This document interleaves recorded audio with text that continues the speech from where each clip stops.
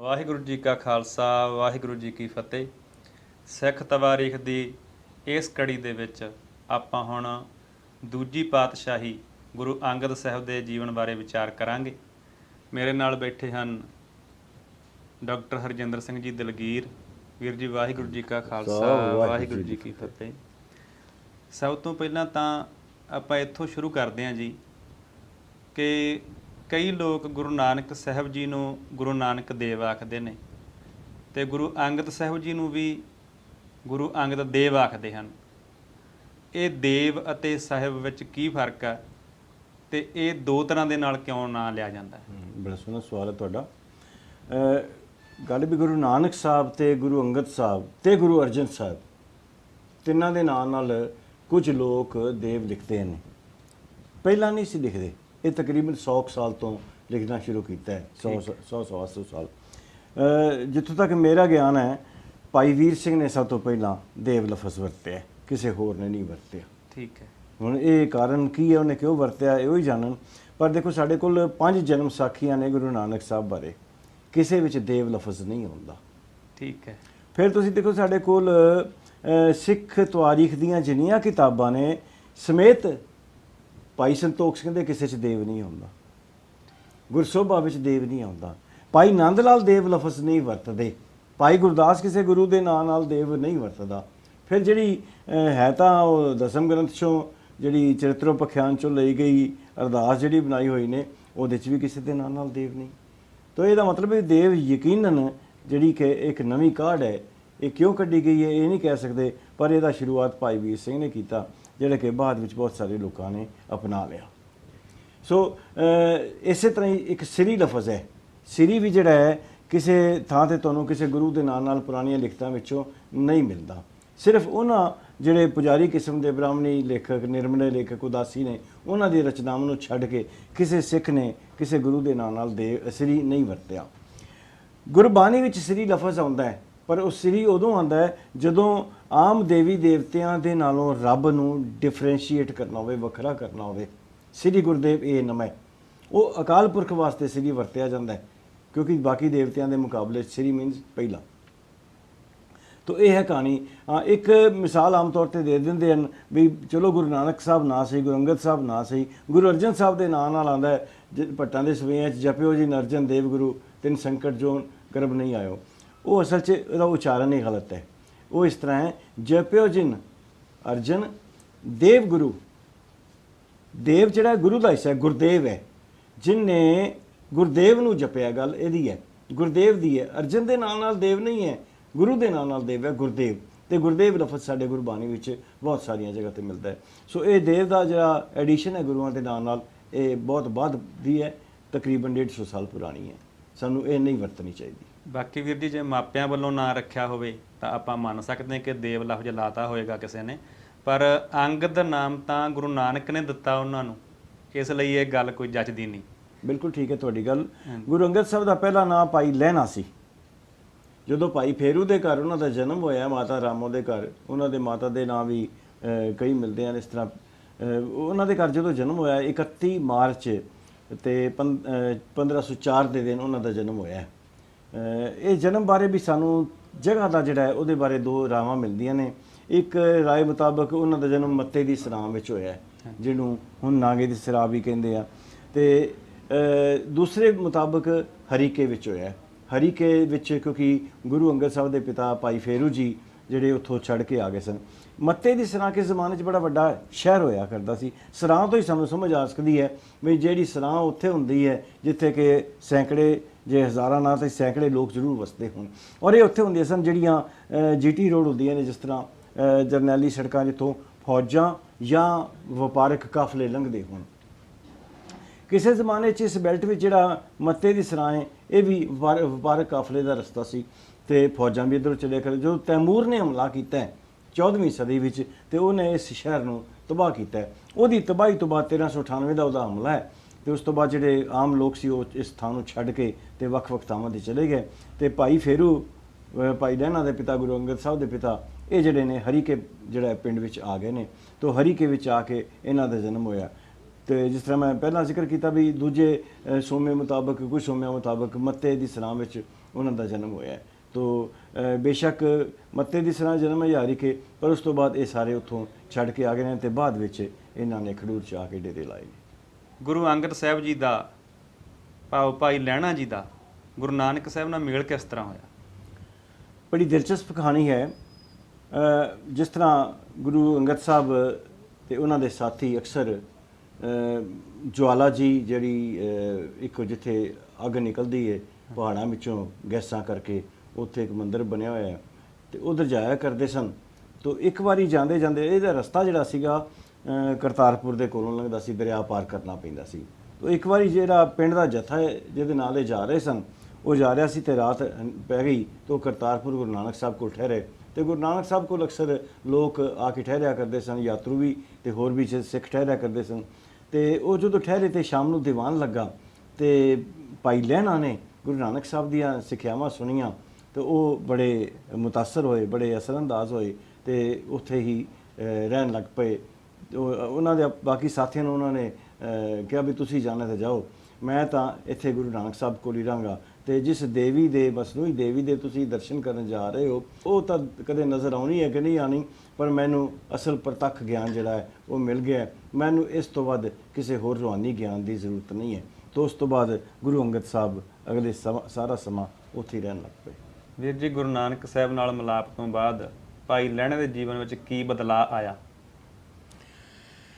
ਗੁਰੂ ਅੰਗਦ ਸਾਹਿਬ ਯਾਨੀ ਭਾਈ ਲਹਿਣਾ ਉਸ ਵੇਲੇ ਤੱਕ ਗੁਰੂ ਨਾਨਕ ਸਾਹਿਬ ਕੋਲ ਰਹਿਣ ਲੱਗ ਪਏ। ਕੁਝ ਦਿਨ ਰਹਿਣ ਮਗਰੋਂ ਫਿਰ ਉਹਨਾਂ ਨੇ ਫੈਸਲਾ ਕੀਤਾ ਕਿ ਮੈਂ ਗੁਰੂ ਨਾਨਕ ਸਾਹਿਬ ਦੇ ਕੋਲ ਹੀ ਰਹਿ ਕੇ ਧਰਮ ਦੀ ਪ੍ਰਚਾਰ ਦੀ ਸੇਵਾ ਕਰਨੀ ਹੈ।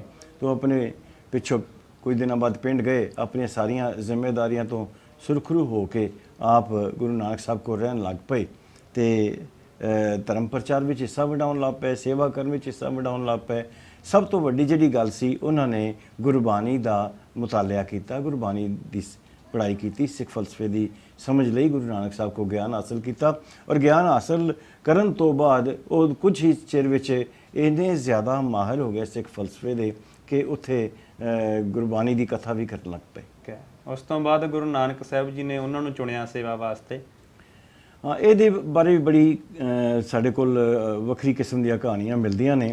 ਇੱਕ ਤਾਂ ਇਹ ਵੀ ਜਿਹੜੇ ਗੁਰੂ ਨਾਨਕ ਸਾਹਿਬ ਨੇ ਉਹਨਾਂ ਦੇ ਵੱਖਰੇ ਵੱਖਰੀ ਕਿਸਮ ਦੇ ਇਮਤਿਹਾਨ ਲਏ, ਜਿਹੜੇ ਕਿ ਸਾਨੂੰ ਅਜੀਬ ਜਿਹੇ ਜਾਪਦੇ ਨੇ। ਬਈ ਕਰੀ ਗੰਦੇ ਪਾਣੀ 'ਚ ਲੋਟਾ ਸੁੱਟ ਦਿੱਤਾ ਤੇ ਕੱਢ ਕੇ ਲਿਆਉਣ ਲਈ ਕਿਹਾ, ਇਸ ਤਰ੍ਹਾਂ ਕਰੀ ਮੁਰਦਾ ਖਾਣ ਵਾਸਤੇ ਕਿਹਾ। ਇਹੋ ਜਿਹੀਆਂ ਕਹਾਣੀਆਂ ਇਹ ਸਾਬਤ ਕਰਨ ਲਈ ਕਿ ਗੁਰੂ ਅੰਗਦ ਸਾਹਿਬ ਸੇਵਾ ਕਰਿਆ ਕਰਦੇ ਸਨ ਗੁਰੂ ਨਾਨਕ ਸਾਹਿਬ ਦੀ ਤੇ ਹਰ ਹੁਕਮ ਮੰਨਣ ਵਾਸਤੇ ਤਿਆਰ ਰਹਿੰਦੇ ਸਨ। ਹਾਲਾਂਕਿ ਇਹ ਗੱਲ ਨਹੀਂ ਹੈ। ਗੁਰੂ ਨਾਨਕ ਸਾਹਿਬ ਨੇ ਜਦੋਂ ਗੁਰਗੱਦੀ ਦਿੱਤੀ ਹੈ ਤਾਂ ਇਸ ਕਰਕੇ ਨਹੀਂ ਦਿੱਤੀ ਕਿਉਂਕਿ ਉਹ ਸਿਰਫ ਸੇਵਾ ਕਰਦੇ ਸਨ, ਆਈ ਸੰਗਤ ਦੀ ਖਾਲੀ ਸੇਵਾ ਕਰਨਾ ਜਾਂ ਉਹਨਾਂ ਦੇ ਹੁਕਮ ਮੰਨਣਾ ਨਹੀਂ।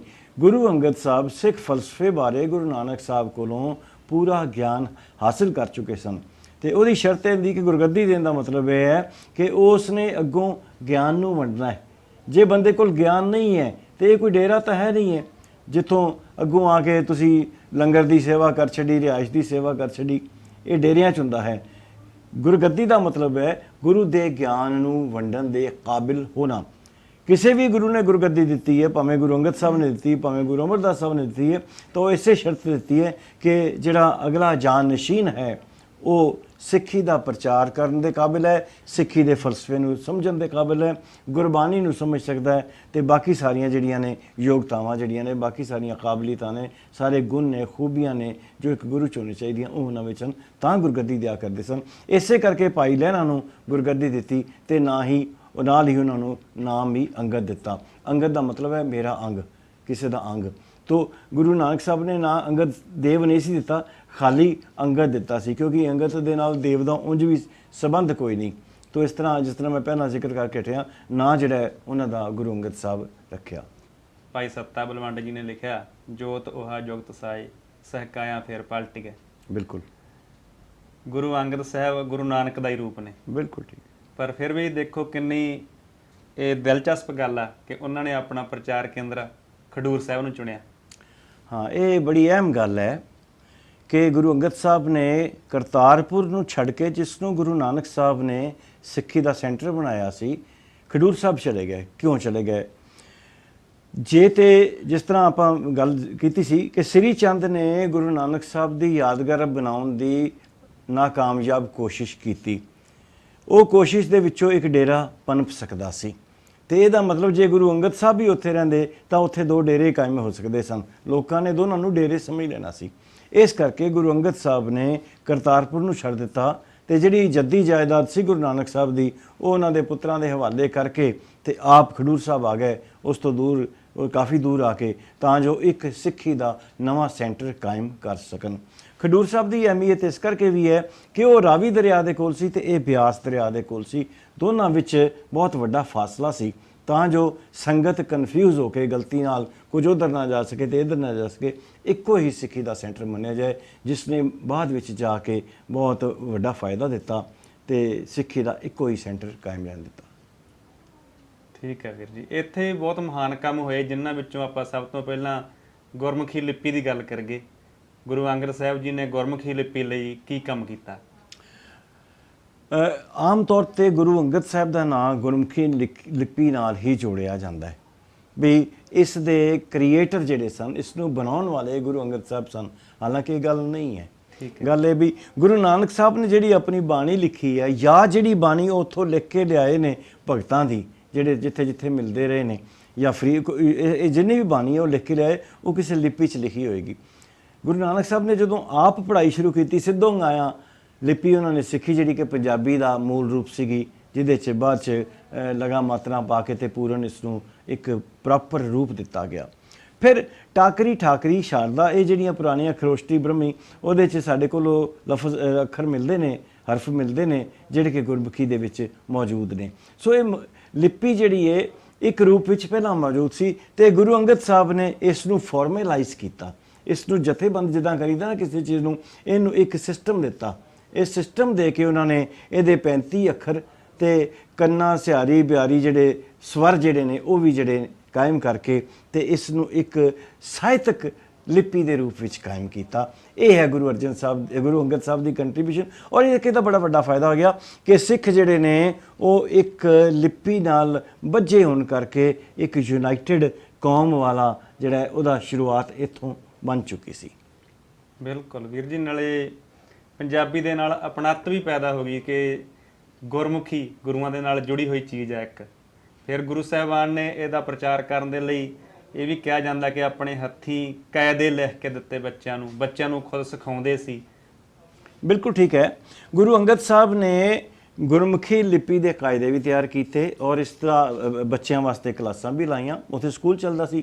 ਮੇਰਾ ਅੰਦਾਜ਼ਾ ਇਹ ਹੈ ਵੀ ਜੇਕਰ ਆਪਾਂ 15ਵੀਂ 16ਵੀਂ ਸਦੀ ਦੀ ਹਿਸਟਰੀ ਵੇਖੀਏ ਤਾਂ ਪਹਿਲਾ proper formal school Guru Angad Sahib ਨੇ ਕਾਇਮ ਕੀਤਾ ਹੈ। ਪੰਜਾਬ ਦੀ ਧਰਤੀ ਤੇ ਮਦਰਸੇ ਸਨ, ਸਕੂਲ ਨਹੀਂ ਸਨ। ਪਹਿਲਾ ਸਕੂਲ ਜਿਹੜਾ ਹੈ ਇਹ ਖਡੂਰ ਸਾਹਿਬ ਦੀ ਧਰਤੀ ਤੇ ਗੁਰੂ ਅੰਗਦ ਸਾਹਿਬ ਨੇ ਕਾਇਮ ਕੀਤਾ ਹੈ। ਸੋ ਐਜੂਕੇਸ਼ਨ ਦੇ ਸਿਸਟਮ, ਪ੍ਰੈਜ਼ੈਂਟ ਸਿਸਟਮ ਦੇ ਮੋਢੀ ਆਪਾਂ ਨੂੰ ਗੁਰੂ ਅੰਗਦ ਸਾਹਿਬ ਨੂੰ ਮੰਨਣਾ ਪਵੇਗਾ।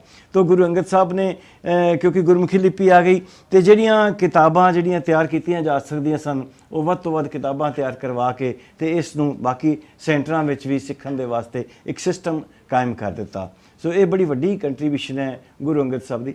ਇੱਕ ਹੋਰ ਬੜੀ ਵੱਡੀ ਕੰਟਰੀਬਿਊਸ਼ਨ ਹੈ ਗੁਰੂ ਅੰਗਦ ਸਾਹਿਬ ਦੀ ਕਿ ਜਦੋਂ ਲਿਪੀ ਇੱਕ ਸਿਸਟਮ ਸਾਡੇ ਕੋਲ ਐਸਟੈਬਲਿਸ਼ ਹੋ ਗਿਆ, ਔਰ ਇੱਕ ਮੈਂ ਇਹ ਵੀ ਦੱਸਣੀ ਚਾਹਾਂਗਾ ਕਿ ਪੰਜਾਬੀ ਜ਼ਬਾਨ ਲਿਖਣ ਵਾਸਤੇ, ਪੰਜਾਬੀ ਬੋਲੀ ਨੂੰ ਲਿਖਣ ਵਾਸਤੇ ਸਿਰਫ ਗੁਰਮੁਖੀ ਲਿਪੀ ਹੀ ਸਭ ਤੋਂ ਜ਼ਿਆਦਾ ਸਹੀ ਹੈ। ਜੇ ਤੁਸੀਂ ਇਸ ਨੂੰ ਫਾਰਸੀ ਖੱਤ ਜਾਂ ਅਰਬੀ ਖੱਤ, ਜਿਹਨੂੰ ਆਪਾਂ ਉਰਦੂ ਕਹਿ ਛੱਡਦੇ ਹਾਂ, ਉਹਦੇ ਵਿੱਚ ਲਿਖੀਏ ਤਾਂ ਬਹੁਤ ਸਾਰੇ ਲਫ਼ਜ਼ ਨੇ ਜਿਹੜੇ ਉਸ ਵਿੱਚ ਨਹੀਂ ਲਿਖੇ ਜਾ ਸਕਦੇ। ਉਹ ਸੀ ਹਰਫੀ ਜਿਹੜੇ ਨਾ ਉਹਨਾਂ ਦੇ ਨਾਲ ਨਹੀਂ ਲਿਖੀ ਜਾ ਸਕਦੇ। ਜਿਹੜੀ ਨਾਗਰੀ ਹੈ, ਜਿਹਨੂੰ ਕਈ ਦੇਵਨਾਗਰੀ ਵੀ ਕਹਿ ਦਿੰਦੇ ਆ, ਭਾਵੇਂ ਉਹਦੇ 'ਚ 52 ਸਵਰ ਤੇ ਵਿਅੰਜਨ ਨੇ, ਉਹਦੇ 'ਚ ਗੁਰਬਾਣੀ ਦੇ ਕਈ ਅੱਖਰ ਨਹੀਂ ਲਿਖੇ ਜਾ ਸਕਦੇ।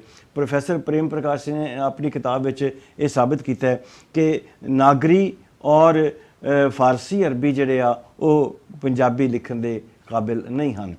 ਨਾ ਹੀ ਸਾਡੇ ਕੋਲ ਰੋਮਨ ਜਿਹੜੀ ਹੈ 26 ਨੇ, ਜਿਹਦੇ 'ਚ ਸਾਰੇ ਲੈਟਰ, ਉਹਦੇ ਨਾਲ ਵੀ ਆਪਾਂ ਪੰਜਾਬੀ ਨੂੰ ਪ੍ਰੋਪਰਲੀ ਨਹੀਂ ਲਿਖ ਸਕਦੇ। ਸੋ ਜਦੋਂ ਇੱਕ ਸਿਸਟਮ ਬਣ ਗਿਆ ਗੁਰੂ ਅੰਗਦ ਸਾਹਿਬ ਵੇਲੇ, ਤਾਂ ਉਹਨਾਂ ਨੇ ਸਭ ਤੋਂ ਅਹਿਮ ਕੰਮ ਜਿਹੜਾ ਸਕੂਲ ਤੋਂ ਸਿਵਾ ਜਿਹੜਾ ਕੀਤਾ ਉਹ ਸੀ ਗੁਰੂ ਨਾਨਕ ਸਾਹਿਬ ਦੀ ਜਨਮ ਸਾਖੀ ਲਿਖਵਾਉਣ ਦਾ। ਸਿਰਫ ਗੁਰਬਾਣੀ ਜਿਹੜੀ ਗੁਰੂ ਨਾਨਕ ਸਾਹਿਬ ਉਹਨਾਂ ਨੂੰ ਦੇ ਗਏ ਸਨ, ਉਸ ਦੀਆਂ ਕਾਪੀਆਂ ਤਿਆਰ ਕੀਤੀਆਂ, ਸਿਲੇਬਸ ਤਿਆਰ ਕੀਤੇ ਤੇ ਇਹਦੇ ਨਾਲ ਹੀ ਗੁਰੂ ਨਾਨਕ ਸਾਹਿਬ ਦੀ ਤਵਾਰੀਖ ਜਿਹੜੀ ਹੈ ਜਨਮ ਦੀ ਉਹ ਵੀ ਲਿਖਵਾਈ ਵੀ ਕਿੱਥੇ ਕਿੱਥੇ ਗਏ। ਅੱਛਾ ਵੀਰ ਜੀ, ਇਹਦਾ ਮਤਲਬ ਸਿੱਖ ਸਿਰਫ ਤਵਾਰੀਖ ਬਣਾਉਂਦੇ ਹੀ ਨਹੀਂ, ਉਸ ਨੂੰ ਸਾਂਭਦੇ ਵੀ ਹੈ। ਬਿਲਕੁਲ, ਮੇਰੇ ਹਿਸਾਬ 'ਚ ਗੁਰੂ ਅੰਗਦ ਸਾਹਿਬ ਪੰਜਾਬ ਦੇ ਪਹਿਲੇ ਮੁਕਾਮੀ ਲੋਕਲ ਹਿਸਟੋਰੀਅਨ ਸਨ।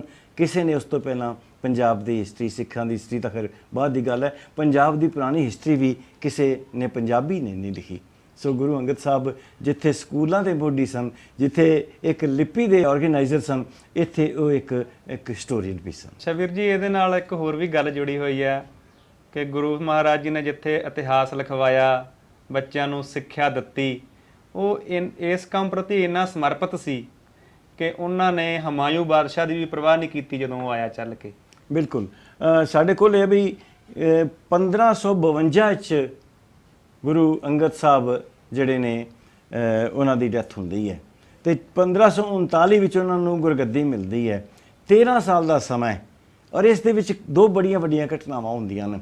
ਉਹਨਾਂ ਵਿੱਚੋਂ ਜਿਹੜੀ ਹੈ ਸਭ ਤੋਂ ਅਹਿਮ ਘਟਨਾ ਸਿੱਖ ਹਿਸਟਰੀ ਨਾਲ ਜੁੜੀ ਹੈ, ਉਹ ਹੈਗੀ ਹੈ ਸ਼ੇਰ ਸ਼ਾਹ ਸੂਰ ਵੱਲੋਂ ਹਮਾਯੂ ਨੂੰ ਹਰਾਉਣ ਦੀ ਗੱਲ। ਸ਼ੇਰ ਸ਼ਾਹ ਸੂਰ ਨੂੰ ਹਮਾਯੂ ਨੇ ਗੁਰੂ ਅੰਗਦ ਸਾਹਿਬ ਦੇ ਗੱਦੀ ਸੰਭਾਲਣ ਤੋਂ 1 ਸਾਲ ਬਾਅਦ 1540 ਵਿੱਚ ਹਰਾਇਆ। ਤੋ ਹਮਾਯੂ ਹਾਰ ਕੇ ਤੇ ਉੱਥੋਂ ਭੱਜਿਆ ਦਿੱਲੀ ਵੱਲੋਂ, ਤੇ ਰਸਤੇ ਵਿੱਚ ਉਸਨੇ ਜਦੋਂ ਬਿਆਸਾ ਦਰਿਆ ਪਾਰ ਕੀਤਾ ਤੇ ਉੱਥੇ ਉਹਨੂੰ ਪਤਾ ਲੱਗਾ ਵੀ ਖਡੂਰ ਸਾਹਿਬ ਜਿਹੜਾ ਉੱਥੋਂ ਬਹੁਤੀ ਦੂਰ ਨਹੀਂ ਹੈ, ਉੱਥੇ ਗੁਰੂ ਅੰਗਦ ਸਾਹਿਬ ਹਨ। ਉਹ ਗੁਰੂ ਅੰਗਦ ਸਾਹਿਬ ਨੂੰ ਮਿਲਣ ਗਿਆ ਤੇ ਜਦੋਂ ਮਿਲਣ ਗਿਆ ਤੇ ਗੁਰੂ ਸਾਹਿਬ ਬੱਚਿਆਂ ਨੂੰ ਪੜ੍ਹਾਉਣ 'ਚ ਬਿਜ਼ੀ ਸਨ। ਉਹਨਾਂ ਨੇ ਬੱਚਿਆਂ ਨੂੰ ਪੜ੍ਹਾਉਣਾ ਇੰਨਾ ਅਹਿਮ ਸਮਝਿਆ ਕਿ ਬਾਕੀ ਚੀਜ਼ਾਂ ਵੱਲ ਉਹਨਾਂ ਨੇ ਖਿਆਲ ਨਹੀਂ ਦਿੱਤਾ, ਯਾਨੀ ਕੋਈ ਕਿਸੇ ਡਿਸਟਰਬੈਂਸ ਦੀ ਉਹਨਾਂ ਨੇ ਪਰਵਾਹ ਨਹੀਂ ਕੀਤੀ। ਇਹ ਵੀ ਇੱਕ ਡਿਸਟਰਬੈਂਸ ਸੀ ਕਿ ਹਮਾਯੂ ਆਇਆ ਹੈ ਆਪਣੇ ਜਾਹੋ ਜਲਾਲ ਨਾਲ, ਕੁਝ ਫੌਜੀ ਵੀ ਉਹਦੇ ਨਾਲ ਸਨ, ਤੋ ਆ ਕੇ ਗੁਰੂ ਅੰਗਦ ਸਾਹਿਬ ਨੂੰ ਮਿਲਣਾ ਚਾਹੁੰਦਾ ਤੇ ਗੁਰੂ ਅੰਗਦ ਸਾਹਿਬ ਆਪਣੇ ਕੰਮ 'ਚ ਬਿਜ਼ੀ ਹੋਣ ਕਰਕੇ ਉਹਦੇ ਵੱਲ ਧਿਆਨ ਨਾ ਦੇ ਸਕੇ। ਤੇ ਜਦੋਂ ਉਹਨੇ ਦੇਖਿਆ ਵੀ ਮੈਂ ਇੱਕ ਬਾਦਸ਼ਾਹ, ਹਾਲਾਂਕਿ ਹਾਰਿਆ ਹੋਇਆ ਬਾਦਸ਼ਾਹ ਸੀ, ਪਰ ਮੇਰੇ ਵੱਲ ਧਿਆਨ ਨਹੀਂ ਦਿੱਤਾ, ਤਾਂ ਉਸਨੇ ਤਲਵਾਰ ਕੱਢਣ ਦੀ ਕੋਸ਼ਿਸ਼ ਕੀਤੀ ਤੇ ਗੁਰੂ ਅੰਗਦ ਸਾਹਿਬ ਨੂੰ ਪਤਾ ਲੱਗਾ ਤਾਂ ਕਹਿਣ ਲੱਗੇ ਵੀ ਇਹ ਤਲਵਾਰ ਸ਼ੇਰ ਸ਼ਾਹ ਸੂਰ ਦੇ ਮੁਕਾਬਲੇ ਟੁੱਟਣੀ ਚਾਹੀਦੀ ਸੀ। ਉਦੋਂ ਇਹ ਕਿੱਥੇ ਗਈ ਸੀ। ਘਟਨਾ ਜਿਸ ਤਰ੍ਹਾਂ ਵੀ ਹੈ, ਪਰ ਇਹ ਘਟਨਾ ਦਾ ਮਤਲਬ ਇਹ ਹੈ ਕਿ ਗੁਰੂ ਅੰਗਦ ਸਾਹਿਬ ਵਿੱਦਿਆ ਵਾਸਤੇ, ਬੱਚਿਆਂ ਦੀ ਐਜੂਕੇਸ਼ਨ ਵਾਸਤੇ ਇੰਨੇ ਸਮਰਪਿਤ ਸਨ ਕਿ ਉਹਨਾਂ ਦੇ ਸਾਹਮਣੇ ਹਾਰਿਆ ਹੋਇਆ ਜਾਂ ਜਿੱਤਿਆ ਹੋਇਆ ਰਾਜਾ ਜਿਹੜਾ ਹੈ ਉਹਦੀ ਕੋਈ ਅਹਿਮੀਅਤ ਨਹੀਂ ਸੀ। ਅਹਿਮੀਅਤ ਸੀ ਉਹਨਾਂ ਦੀ ਜਿਨ੍ਹਾਂ ਨੇ ਸਮਾਜ ਨੂੰ ਮੁੜ ਕੇ ਸਿਰਜਣਾ ਹੈ, ਉਹਨਾਂ ਬੱਚਿਆਂ ਦੀ ਸੀ, ਉਹਨਾਂ ਦੀ ਐਜੂਕੇਸ਼ਨ ਦੀ ਸੀ। ਬਿਲਕੁਲ ਵੀਰ ਜੀ, ਬੱਚਿਆਂ ਦੀ ਜਿਹੜੀ ਆਪਾਂ ਭਵਿੱਖ ਦੀ ਸਿਰਜਣਾ ਦੀ ਗੱਲ ਕੀਤੀ, ਉਹਦੇ ਵਿੱਚ ਦੋ ਚੀਜ਼ਾਂ ਦਾ ਵੱਡਾ ਯੋਗਦਾਨ ਹੁੰਦਾ, ਸਿੱਖਿਆ ਤੇ ਸਿਹਤ। ਸਿੱਖਿਆ ਬਾਰੇ ਉਹਨਾਂ ਨੇ ਕਿੰਨਾ ਕੰਮ ਕੀਤਾ, ਆਪਾਂ ਇਹਦੀ ਵਿਚਾਰ ਕੀਤੀ, ਤੇ ਸਿਹਤ ਬਾਰੇ ਉਹਨਾਂ ਨੇ ਕੀ ਪ੍ਰਬੰਧ ਕੀਤੇ, ਬੱਚਿਆਂ ਦੀ ਸਿਹਤ ਨਰੋਈ ਹੋਵੇ, ਇਹਦੇ ਲਈ ਕੀ ਕੁਝ ਕੀਤਾ। ਗੁਰੂ ਅੰਗਦ ਸਾਹਿਬ ਨੇ ਖਡੂਰ ਸਾਹਿਬ ਵਿੱਚ, ਖਡੂਰ ਸੀ, ਬਾਅਦ 'ਚ ਸਾਹਿਬ ਅਸੀਂ ਲਾ ਲਿਆ। ਸਾਡੀ ਆਦਤ ਹੈ ਵੀ ਅਸੀਂ ਹਰ ਸ਼ਹਿਰ ਦੇ ਨਾਲ ਜਾਂ ਕਿਸੇ ਚੀਜ਼ ਦੇ ਨਾਲ ਵੀ ਸਾਹ ਲਾਉਣ ਦੀ ਆਦਤ ਸਾਨੂੰ ਜਿਹੜੀ ਹੈ ਕੁਝ ਲੇਖਕਾਂ ਨੇ ਪੈਦਾ ਕਰ ਲਈ ਹੈ। ਤੋ ਖਡੂਰ ਵਿੱਚ ਗੁਰੂ ਅੰਗਦ ਸਾਹਿਬ ਨੇ ਮੱਲ ਅਖਾੜਾ, ਮੱਲ ਹੁੰਦਾ ਭਲਵਾਨੀ ਕਰਨਾ, ਅਖਾੜਾ ਹੁੰਦਾ ਥਾਂ ਜਿੱਥੇ ਭਲਵਾਨੀ ਕੀਤੀ ਜਾਂਦੀ ਹੈ।